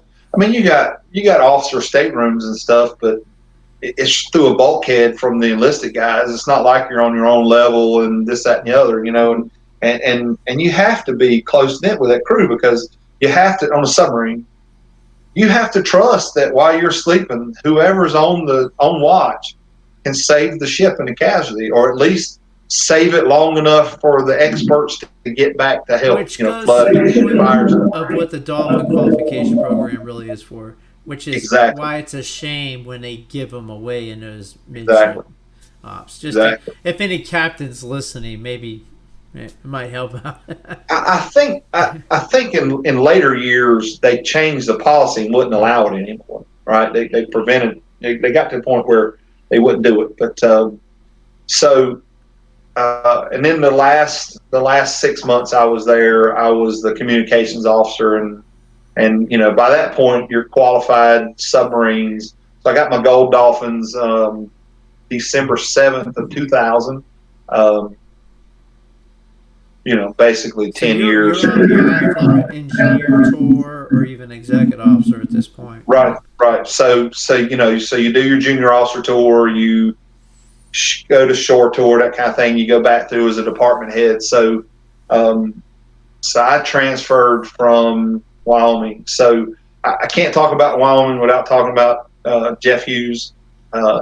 Jeff was the then commander who made full bird. He was my CO for Patrol 10, 12, 14, and 16 before I was there. And we transferred together. He went to be the CO of the prototype unit in Boston Spa, and I transferred there to be basically a shift engineer. So back in that time, they had trouble getting officers to agree to go to prototype because it's rotating shift work, right? and be an instructor. So if you volunteered to go to prototype as an instructor, they guaranteed that you had up to either an 18 or a 24-month follow-on shore tour. So you're there for 2 years at prototype. Depending on where your class window was to go to department head school, you got up to 24 more months at whatever you wanted to do, right? So that they didn't have to force people to prototype. So you jump back to me getting a criminal justice degree. What can you do once you retire at 30-something years old with a political science degree that'll make you any kind of money? Not a lot, right? So I volunteered to go to prototype to be an instructor for 2 years. We already talked about how I love being an instructor anyway, because I wanted and got to go to grad school at Naval Postgraduate School in Monterey and got my financial management MBA. So volunteered to prototype, went there as an instructor for 2 years, had an absolute blast up there. That's where I got into competitive powerlifting and stuff for the first time, in my life or whatever. And still exercising this time, huh? Yeah, still going. So I got a prototype when I took over my crew. So you get there and you take over as a. Behind me is a picture of Florida. I should have a picture of Wyoming, but for those that don't know, that's what a Trident submarine looks like. Right. It's just that one's been converted to a tomahawk shooter. Hey, real quick, the picture that I sent you that has the Wyoming captain, the one that's down right there, third one over on the not the guy, not the enlist, not that one right there. Show that one real quick. The guy with the black uniform? Correct. Let's pull him up. So, real quick, Okay. Patrol 16 for Wyoming was post 9/11. So, on 9/11, I was in what's called P&EO school, prospective nuclear engineer. So, as an officer, after you qualify forward and, you do you're already qualified, you got your dolphins, you now have to go to engineer school to get certified as an engineer. Go to naval reactors, get interviewed, you do all this testing and stuff like that. The officer right there that's in the white, that is Jeff Hughes. That's probably the best CO I've ever worked for. Right. He was the kind of guy, he had a yellow sticky that stuck on his desk in his stateroom, and it basically said, "Who have you asked about their day?" Those kind of things, right? And he would walk around and he would talk to everybody on the ship and ask them how they were and about their family. He'd know this and know that and that kind of thing. Well, anyway, so post 9/11, if you look, so you see the captain. To his left is Rich Buhay.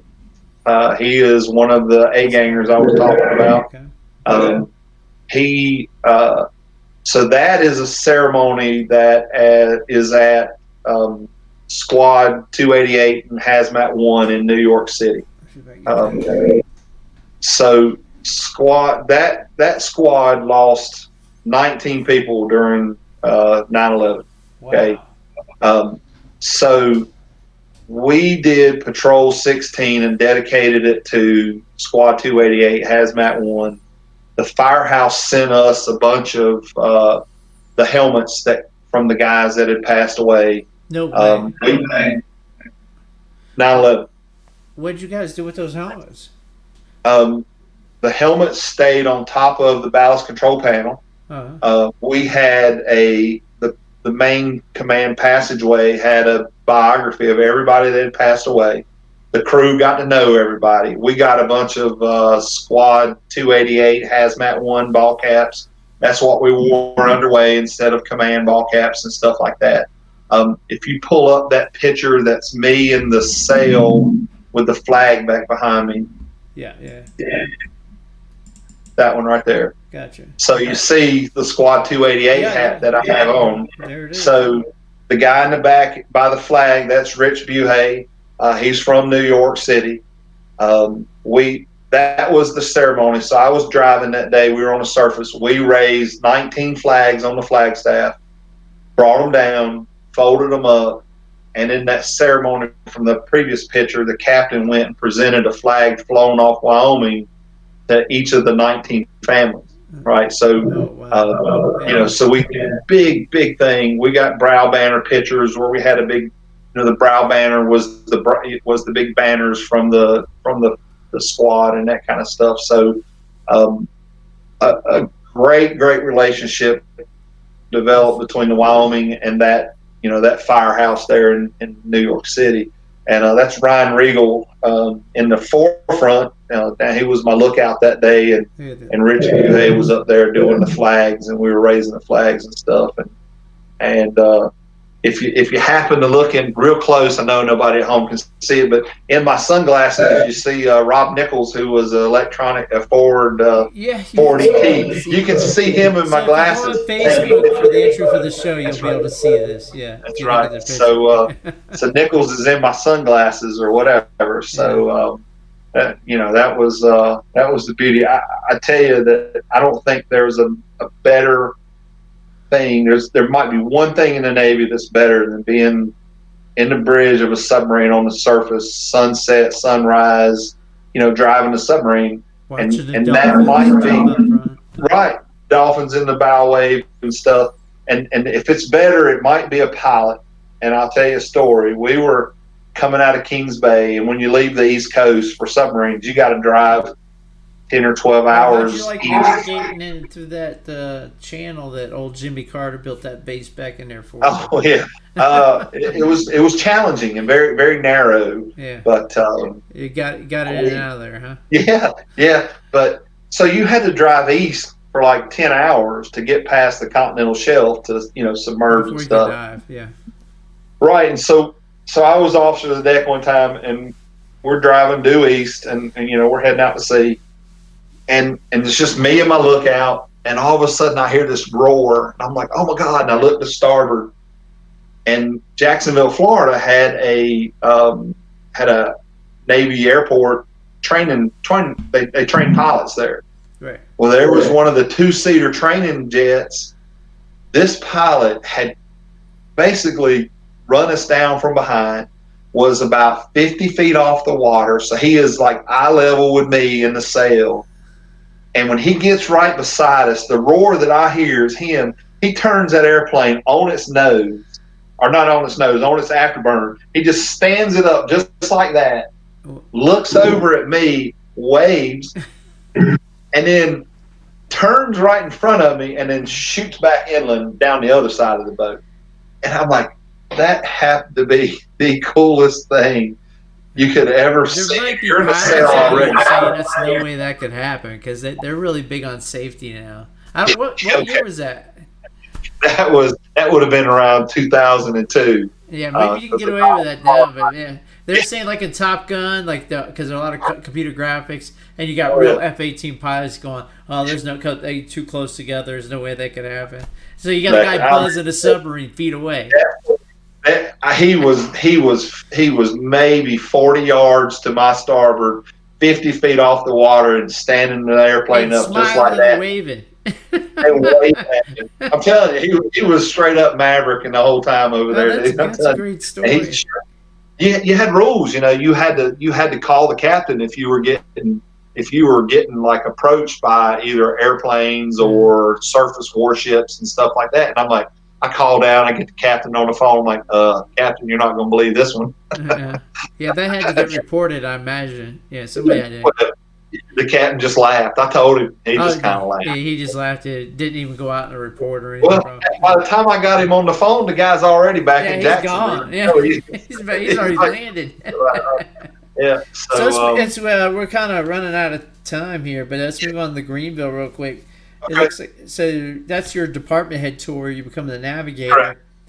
And for people that don't know, the USS Greenville was the one that was in the accident with the Maroon. The Maru, the school ship, and I guess you got there a few years after that, or that was 2002. I got there in around June of 06.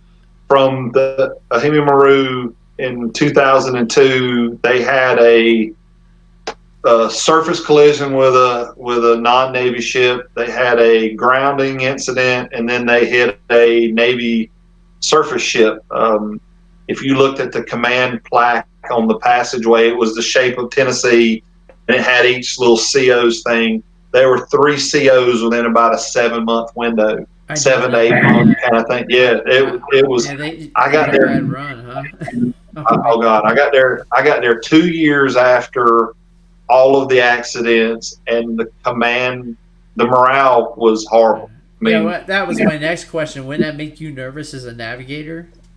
well, first of all, I went through department head school as a weapons officer, and the day before we graduated, they called me in the office and said, "Hey, you're going to Greenville to be the navigator." Oh, you're like, And oh no. I hadn't done any navigation prep other than what little bit they made you do for everybody. Uh-huh. So yeah, so you go to Greenville, and it's like, so nervous. I hadn't wanted to be a navigator to begin with, but I showed up in June of '06, took over as navigator. Greenville was War's a Greenville. underway, by the way, by this, well underway. And What's that? The war is well underway by this. Oh yeah. And Greenville's that's an approved class, Los Angeles. It was a 688I, which means it was the improved. Yes, what you said. Okay. It was an improved. So you didn't have the fair water planes anymore. You had bow planes, and they changed the vertical tomahawk stuff and those kind of things for the improved class, right? So, but Greenville and Charlotte, both out of Hawaii, were ASDS. So that was the Advanced Seal Delivery System. That was a miniature submarine that was piloted by, you had a post department head submariner officer that was attached to the SEAL unit. Him and a 04 SEAL were the pilots. They drove it. So it's basically, if anybody out there knows the old DSRV programs. Well, that's what I was going to ask. It was a coming to DSRV. Right. I've never seen one. I have to look that up after this. It was a mini submarine, and it would swim, and it battery operated. It would sit down over the engine room hatch, and it would, once it did a water seal, pump the water off, you could open the hatches, you climb in and out. It was it carried seals, and it dispersed seals where seals were going, and it was in the Middle East, and this is lateral warfare at this time, so that's probably right. Why we needed that type of capability, huh? Right, and it was a test platform, so it had been built. Lockheed Martin built it. The controls were basically cockpit controls from airplanes. They had joysticks just like the airplanes. Is how they kind of steered it and drove it and stuff. And so, funny story, when I got picked up for an enlisted commissioning program, you had to go to a 7-week school in Rhode Island to learn how to be an officer, right? Knife and fork school. Oh, think about that. Yeah, everybody has to go. Right. Yeah. So you went there. You got issued all your officer uniforms and stuff. Right. You learned the knife and fork school stuff, and you also had to get your freshman and sophomore ROTC classes, right? Because you were expected to come into school with prior credit, but you didn't have freshman and sophomore, ROTC courses done. So you got them while you were there. Well, there was a guy there. His name was Rob Byford, and Rob was a submarine yeoman. Right. Had gotten picked up for the ECP the same year I did. Met him up at this school, and Rob was diehard. I'm going to be a SEAL. I'm going to be a SEAL, and without belaboring it, taking a lot of time, he got us in trouble when we go out to bars in town while we were up there, because he would basically tell the whole bar that we were all SEALs. Now, Rob was my size. We had a dude that was like 6'4", that was a surface. So we had some big guys, and we'd all hang out. And so Rob was running around telling everybody we were a SEAL platoon and we were going to tear the whole place down. Oh my And gosh. you know, so anyway, so I didn't ever see Rob again. That's summer of '95. I get to Greenville in '06. The first operation that we do with the ASDS unit and the SEALs, they come over in one of their little inflatable ribs from their Ford Island command, and you know, you get 2 boats full of SEALs, and they all come down to the wardroom, and we're getting ready to do this brief. And I'm sitting there looking over all the stuff they sent us, and I hear this voice walk in. It's like he basically said something about one of my tattoos or whatever, and I'm like, how in the world does this person know this? And I look up, and it's Rob Byford. 11 years later, you know, he's a lieutenant commander SEAL, and Rob was the first officer in Afghanistan for the SEALs. Great career for him. Yeah. So you know, we started doing workups for deployment and all the ASDS stuff. Went on deployment in November of '06 through May of '07. Thought we were going to do a real life ASDS op. We did some training with them. We thought we were going to take them on a mission. On a real thing. We were starting to do the workups for it. It got canceled. ASDS got taken back to Hawaii, and that's when they had the battery explosion that basically one of the lithium batteries that they used exploded and blew a big hole in the hull. They were at the final decision point in that program. Was this on the mini sub or the Greenville? That's the mini sub. The mini sub. So right, and because it damaged the hull, they were at the final point of selecting that program to become active and fund building more and going forward, and they basically scrapped the whole program. Right. And makes you wonder if they had the same lithium batteries that was in the Lockheed. That's Boeing Dreamliner. Right. Could have been the same builder, right? Yeah, exactly. Because they hadn't been really perfected at that point yet, you know. No, they hadn't. And I know we probably won't have time really to talk much about it, but my second book, which is Lethal Intentions, that I have right there. See that real good. Thank you for sharing. Is Lethal Intentions is more of a traditional Tom Clancy type Hunt for Red October-ish book, and it's based on the USS Greenville taking. The premise of it is that some ex-Navy SEALs retire, get private funding, they build their own ASDS program and lease it back to the Navy to do missions with.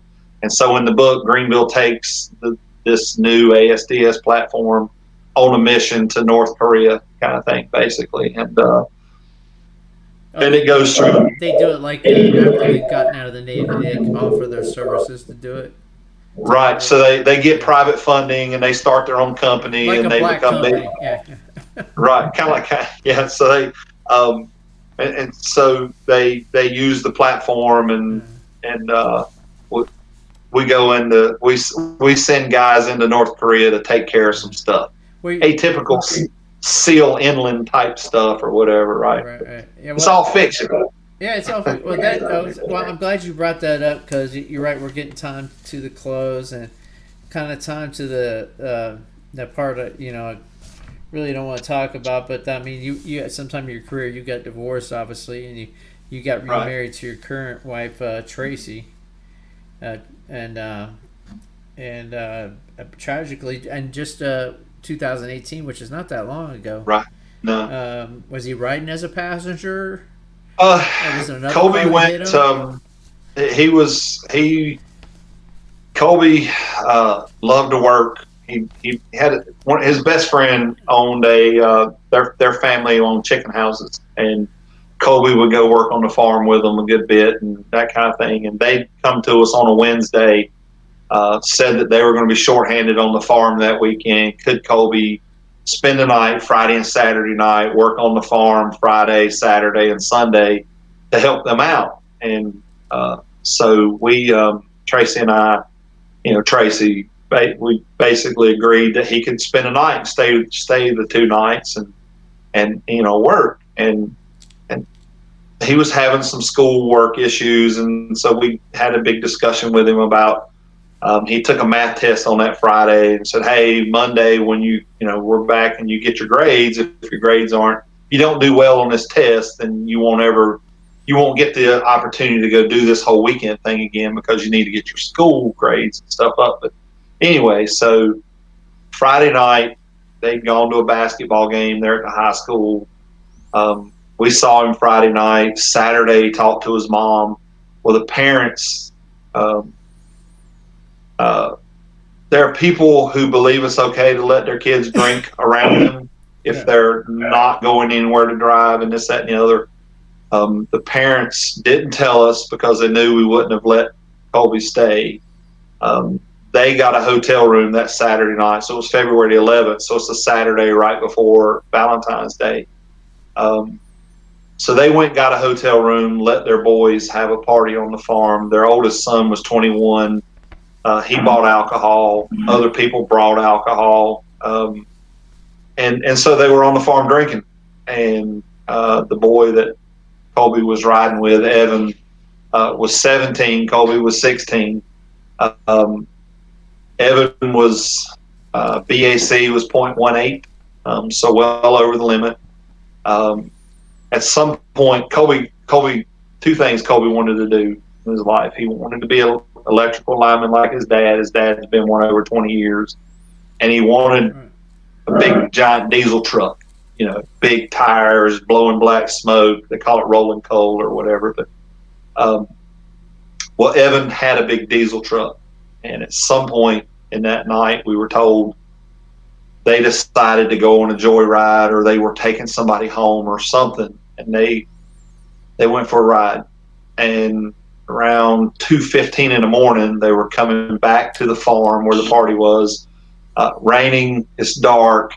He's speeding, 0.18 BAC, had other things in his system too. Colby's been drinking too, so you make bad decisions. But Colby went riding with him. Topped a hill right before the turn into the farm, ran off the road. And when you're young and inexperienced, you jerk the wheel back on the road. Exactly. Jerked the wheel, shot across the road, went up into the trees on the left side. There was a little sapling that he hit on the driver's side of the truck, and it folded under the truck. And so it kicked the truck sideways, and Colby, it basically put Colby head first into a tree, big tree, and killed him instantly.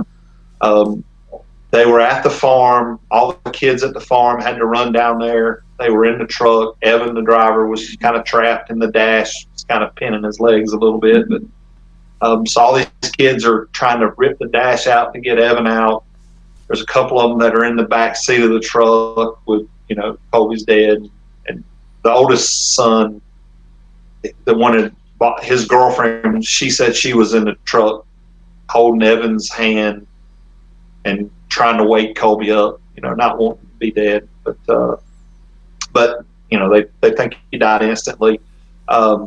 So my first book, I had written my first book at some point in like 2016. And when you get 50 or so rejection letters from agents trying to do traditional publishing, you kind of lose heart and get frustrated. And so I hadn't touched the book. Well,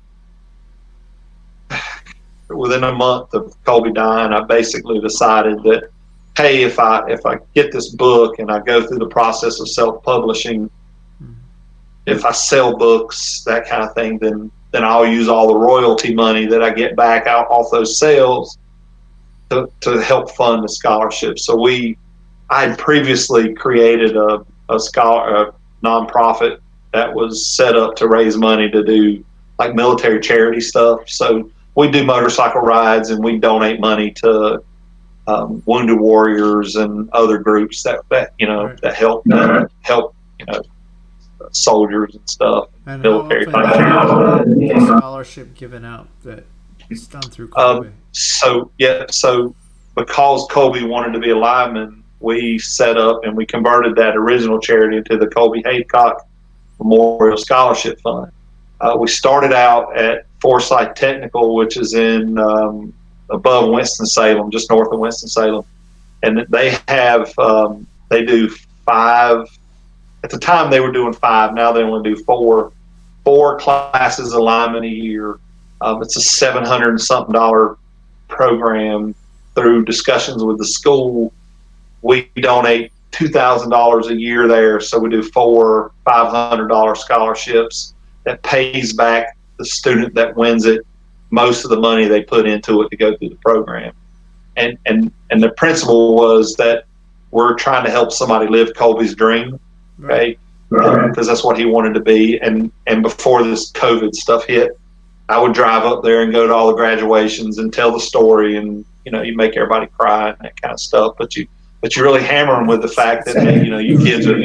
Yeah, I know, dude. I know. And that's why you don't see Tracy in here. She can't. 2 years later, she just can't talk about it. We were gonna invite Tracy on, but I don't blame her for not coming on. She'll come when if we do part 2 or whatever, she'll come in and say hi and stuff, and we'll talk some more about what we do. But we moved out to the beach a year ago to kind of get away from that area and where it happened and stuff. And she's got a daughter that's 2 years younger than Colby that hasn't talked to her since the funeral because she believes her mom's by letting him stay there, she blames her for Colby's death because she's the one that let him spend the night, So she hadn't talked to her. She lost both her kids that night at this point, until Riley comes back to her. Yeah. So talking to you. Yeah. So we moved out here, and now, so I found out that Cape Fear Community College up near Wilmington, they have a lineman program. So we set up the same thing there. So we do another $2,000 there. We do $1,000 to a tutorial, after school tutorial program for like elementary school, like age K through like third grade or something like that, because they presented info at church one time, and their improvement scores for all of their students are drastically better than what the schools are putting out. So they're helping these kids. And so we donated $1,000 to them. And then this past school year, we started, it would have been his graduation year, 2020. So we gave away a $1,000 scholarship that we'll do every year there. So we've committed $6,000 a year to those charities or to those schools for those programs, to try to raise awareness for teenage drinking and driving. Kids don't realize how finite life can be. Yeah, you don't realize it until you get older, unfortunately. Exactly, and not only was her life and her ex's life and those families and our life together ruined, but the driver Evan is in prison for 5 years. I mean, in the state of North Carolina, it's called felony death by motor vehicle. Now it's felony death by motor vehicle because of the DUI part. So it's that for the rest of his life, obviously. Right. What a horrible tragedy. A felon. Wow. That's why I polished that book off and updated it to reflect 2018 instead of 2016 and all the dates. And I use military date time groups and stuff like that to keep it all, military and stuff. Right. And the first book is called Keep Silent Service. Can you hold up both books real quick? Yep. So there's Keep Silent Service. I can't see how much of the screen you can or the cover. I can see it pretty well. Yeah, that was pretty good. And then the second book again is Lethal Intentions. You bring it over both. Right there you go. That's perfect. And again, after this video is done, both those books are going to be in the link below. How to get a hold of those. And so Keep Silent Service. The premise is that it's Trident based, and it's on the Wyoming because my boat, but. The premise is that the president, in today's world of interconnectivity across the world with Facebook and stuff like that he's worried that if he gave the order to launch nuclear weapons, that a ship might not carry the order out because, somebody might not want to destroy, their gaming buddy that lives in, you pick a country kind of thing, right?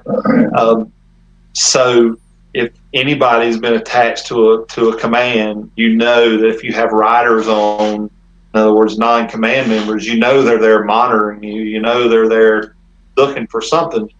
So, you wear your best uniforms and that kind of stuff, and you act different than you would if you were underway. Yeah. So you alluded to females on submarines, a while back. So in the book, the lead character, basically the president finds a female psychologist who's young, recently certified psychologist, presents her with the idea of joining the Navy, going through all the stuff that I did to become a nuclear junior officer and get qualified. And so that by the time she's on Wyoming and qualified as a officer of the deck and gets her dolphins, no one will know she's really a psychologist that's been doing all these sleep deprivation studies and this, that, and the other. And then the command doesn't know that they traded, when they did a routine missile trade out, they put missiles on that didn't have real warheads, and the command thinks they're getting real launch orders when all along only her and the captain know that it's fake one. That it's a test. That sounds like an interesting book. Yeah. I was just looking up something real quick. Have you had to deal with females on in your commands? I mean, I don't want to get into that discussion right now. Maybe part 2 we can talk about that. I was just wondering. Right. Prototypes and stuff were all integrated. When I was on Wyoming, and obviously Greenville at that time didn't have them yet. If anybody, if you stay up on it, the Wyoming again had the issue of once they put the first few female officers on board, that's the boat that the enlisted guy put a camera in the outboard of their head and took pictures of them taking the one. Yeah. Right. I have an opinion because I was on the Canopus for 2 years. Right. And I saw the craziness of captain's mast every other week. And it's not because females are not capable of doing a job. They're certainly capable of doing a job. It's we have a different society than other navies do. Right. They grow up differently. They're not, well, for lack of a better word, they don't mind being naked around each other. It doesn't matter because it's just different society. And I'm for it. But maybe part 2 we can talk more about that. And, Okay. I want to mention I recently had a female submariner, Kaylee Barron, qualified, and she's an astronaut, along with Superman Johnny Kim, Navy SEAL, physician. That's right. The only thing you missed, he didn't get his submarine dolphins. Well, I tell you, hey, when you get a chance, look up Bowen is his last name. I think his first name. I've talked to him by email. I think he sent me an email from the space station when I was running the Submarine. Submariner. He was a JO on Parchy when I was there. Yeah, amazing guy. Narcoleptic. He couldn't stay awake. He would sit and fall asleep in the EOW chair behind me because I was sitting on. Oh yeah, I would sit in the electric plant. He would fall asleep, and on the old 637 boats, you had the 3 operators. And you had a curtain over to the on the other side of the throttle. He's gonna come after you when he sees this broadcast, by the way. Probably, but he knows it's true though. But he would fall asleep all the time, and literally our watch section, we would just let him sleep as long as he didn't have to do anything. We just because you're just running around operating steady state. As long as nothing, I'd nudge him, I'd elbow him on the knee or whatever, and kind of bring him awake if somebody came in the door over there on the other side and stuff like that. But it's like once I found out he became an astronaut, I'm like, oh my god! It's like how's that happen? Exactly. He ended up being their master mechanic for building the space station. He was on a backup crew for the shuttle, and he went up there. I don't think he did the most spacewalks, but he certainly did a lot. And can you falling asleep while you're doing a spacewalk? I'm just going to take a nap here in Houston. That's right. It had to be. It had to be the fact that on submarines, and especially as junior officers and this, that, and the other, you just never got any sleep. Submarine life is sleep deprivation at its finest. It sure is, yeah.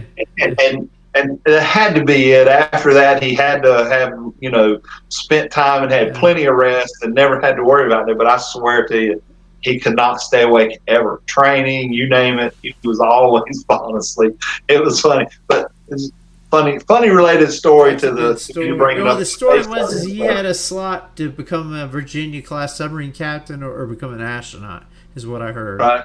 And he chose the astronaut program. I can't blame him. That's awesome. It really is. Well, we're just a little bit over 2 hours there, Dave. I appreciate you having on.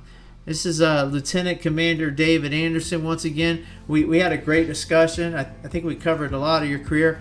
Definitely inviting you back for part 2 if you'd like to come back. And, I'd love to. But other than that, we're going to end this right now. And this is Eric Ryle with thesubvet.com. Thank you, everyone, for viewing. I hope you enjoy this broadcast. It's 13 green and go, and have a fine Navy day.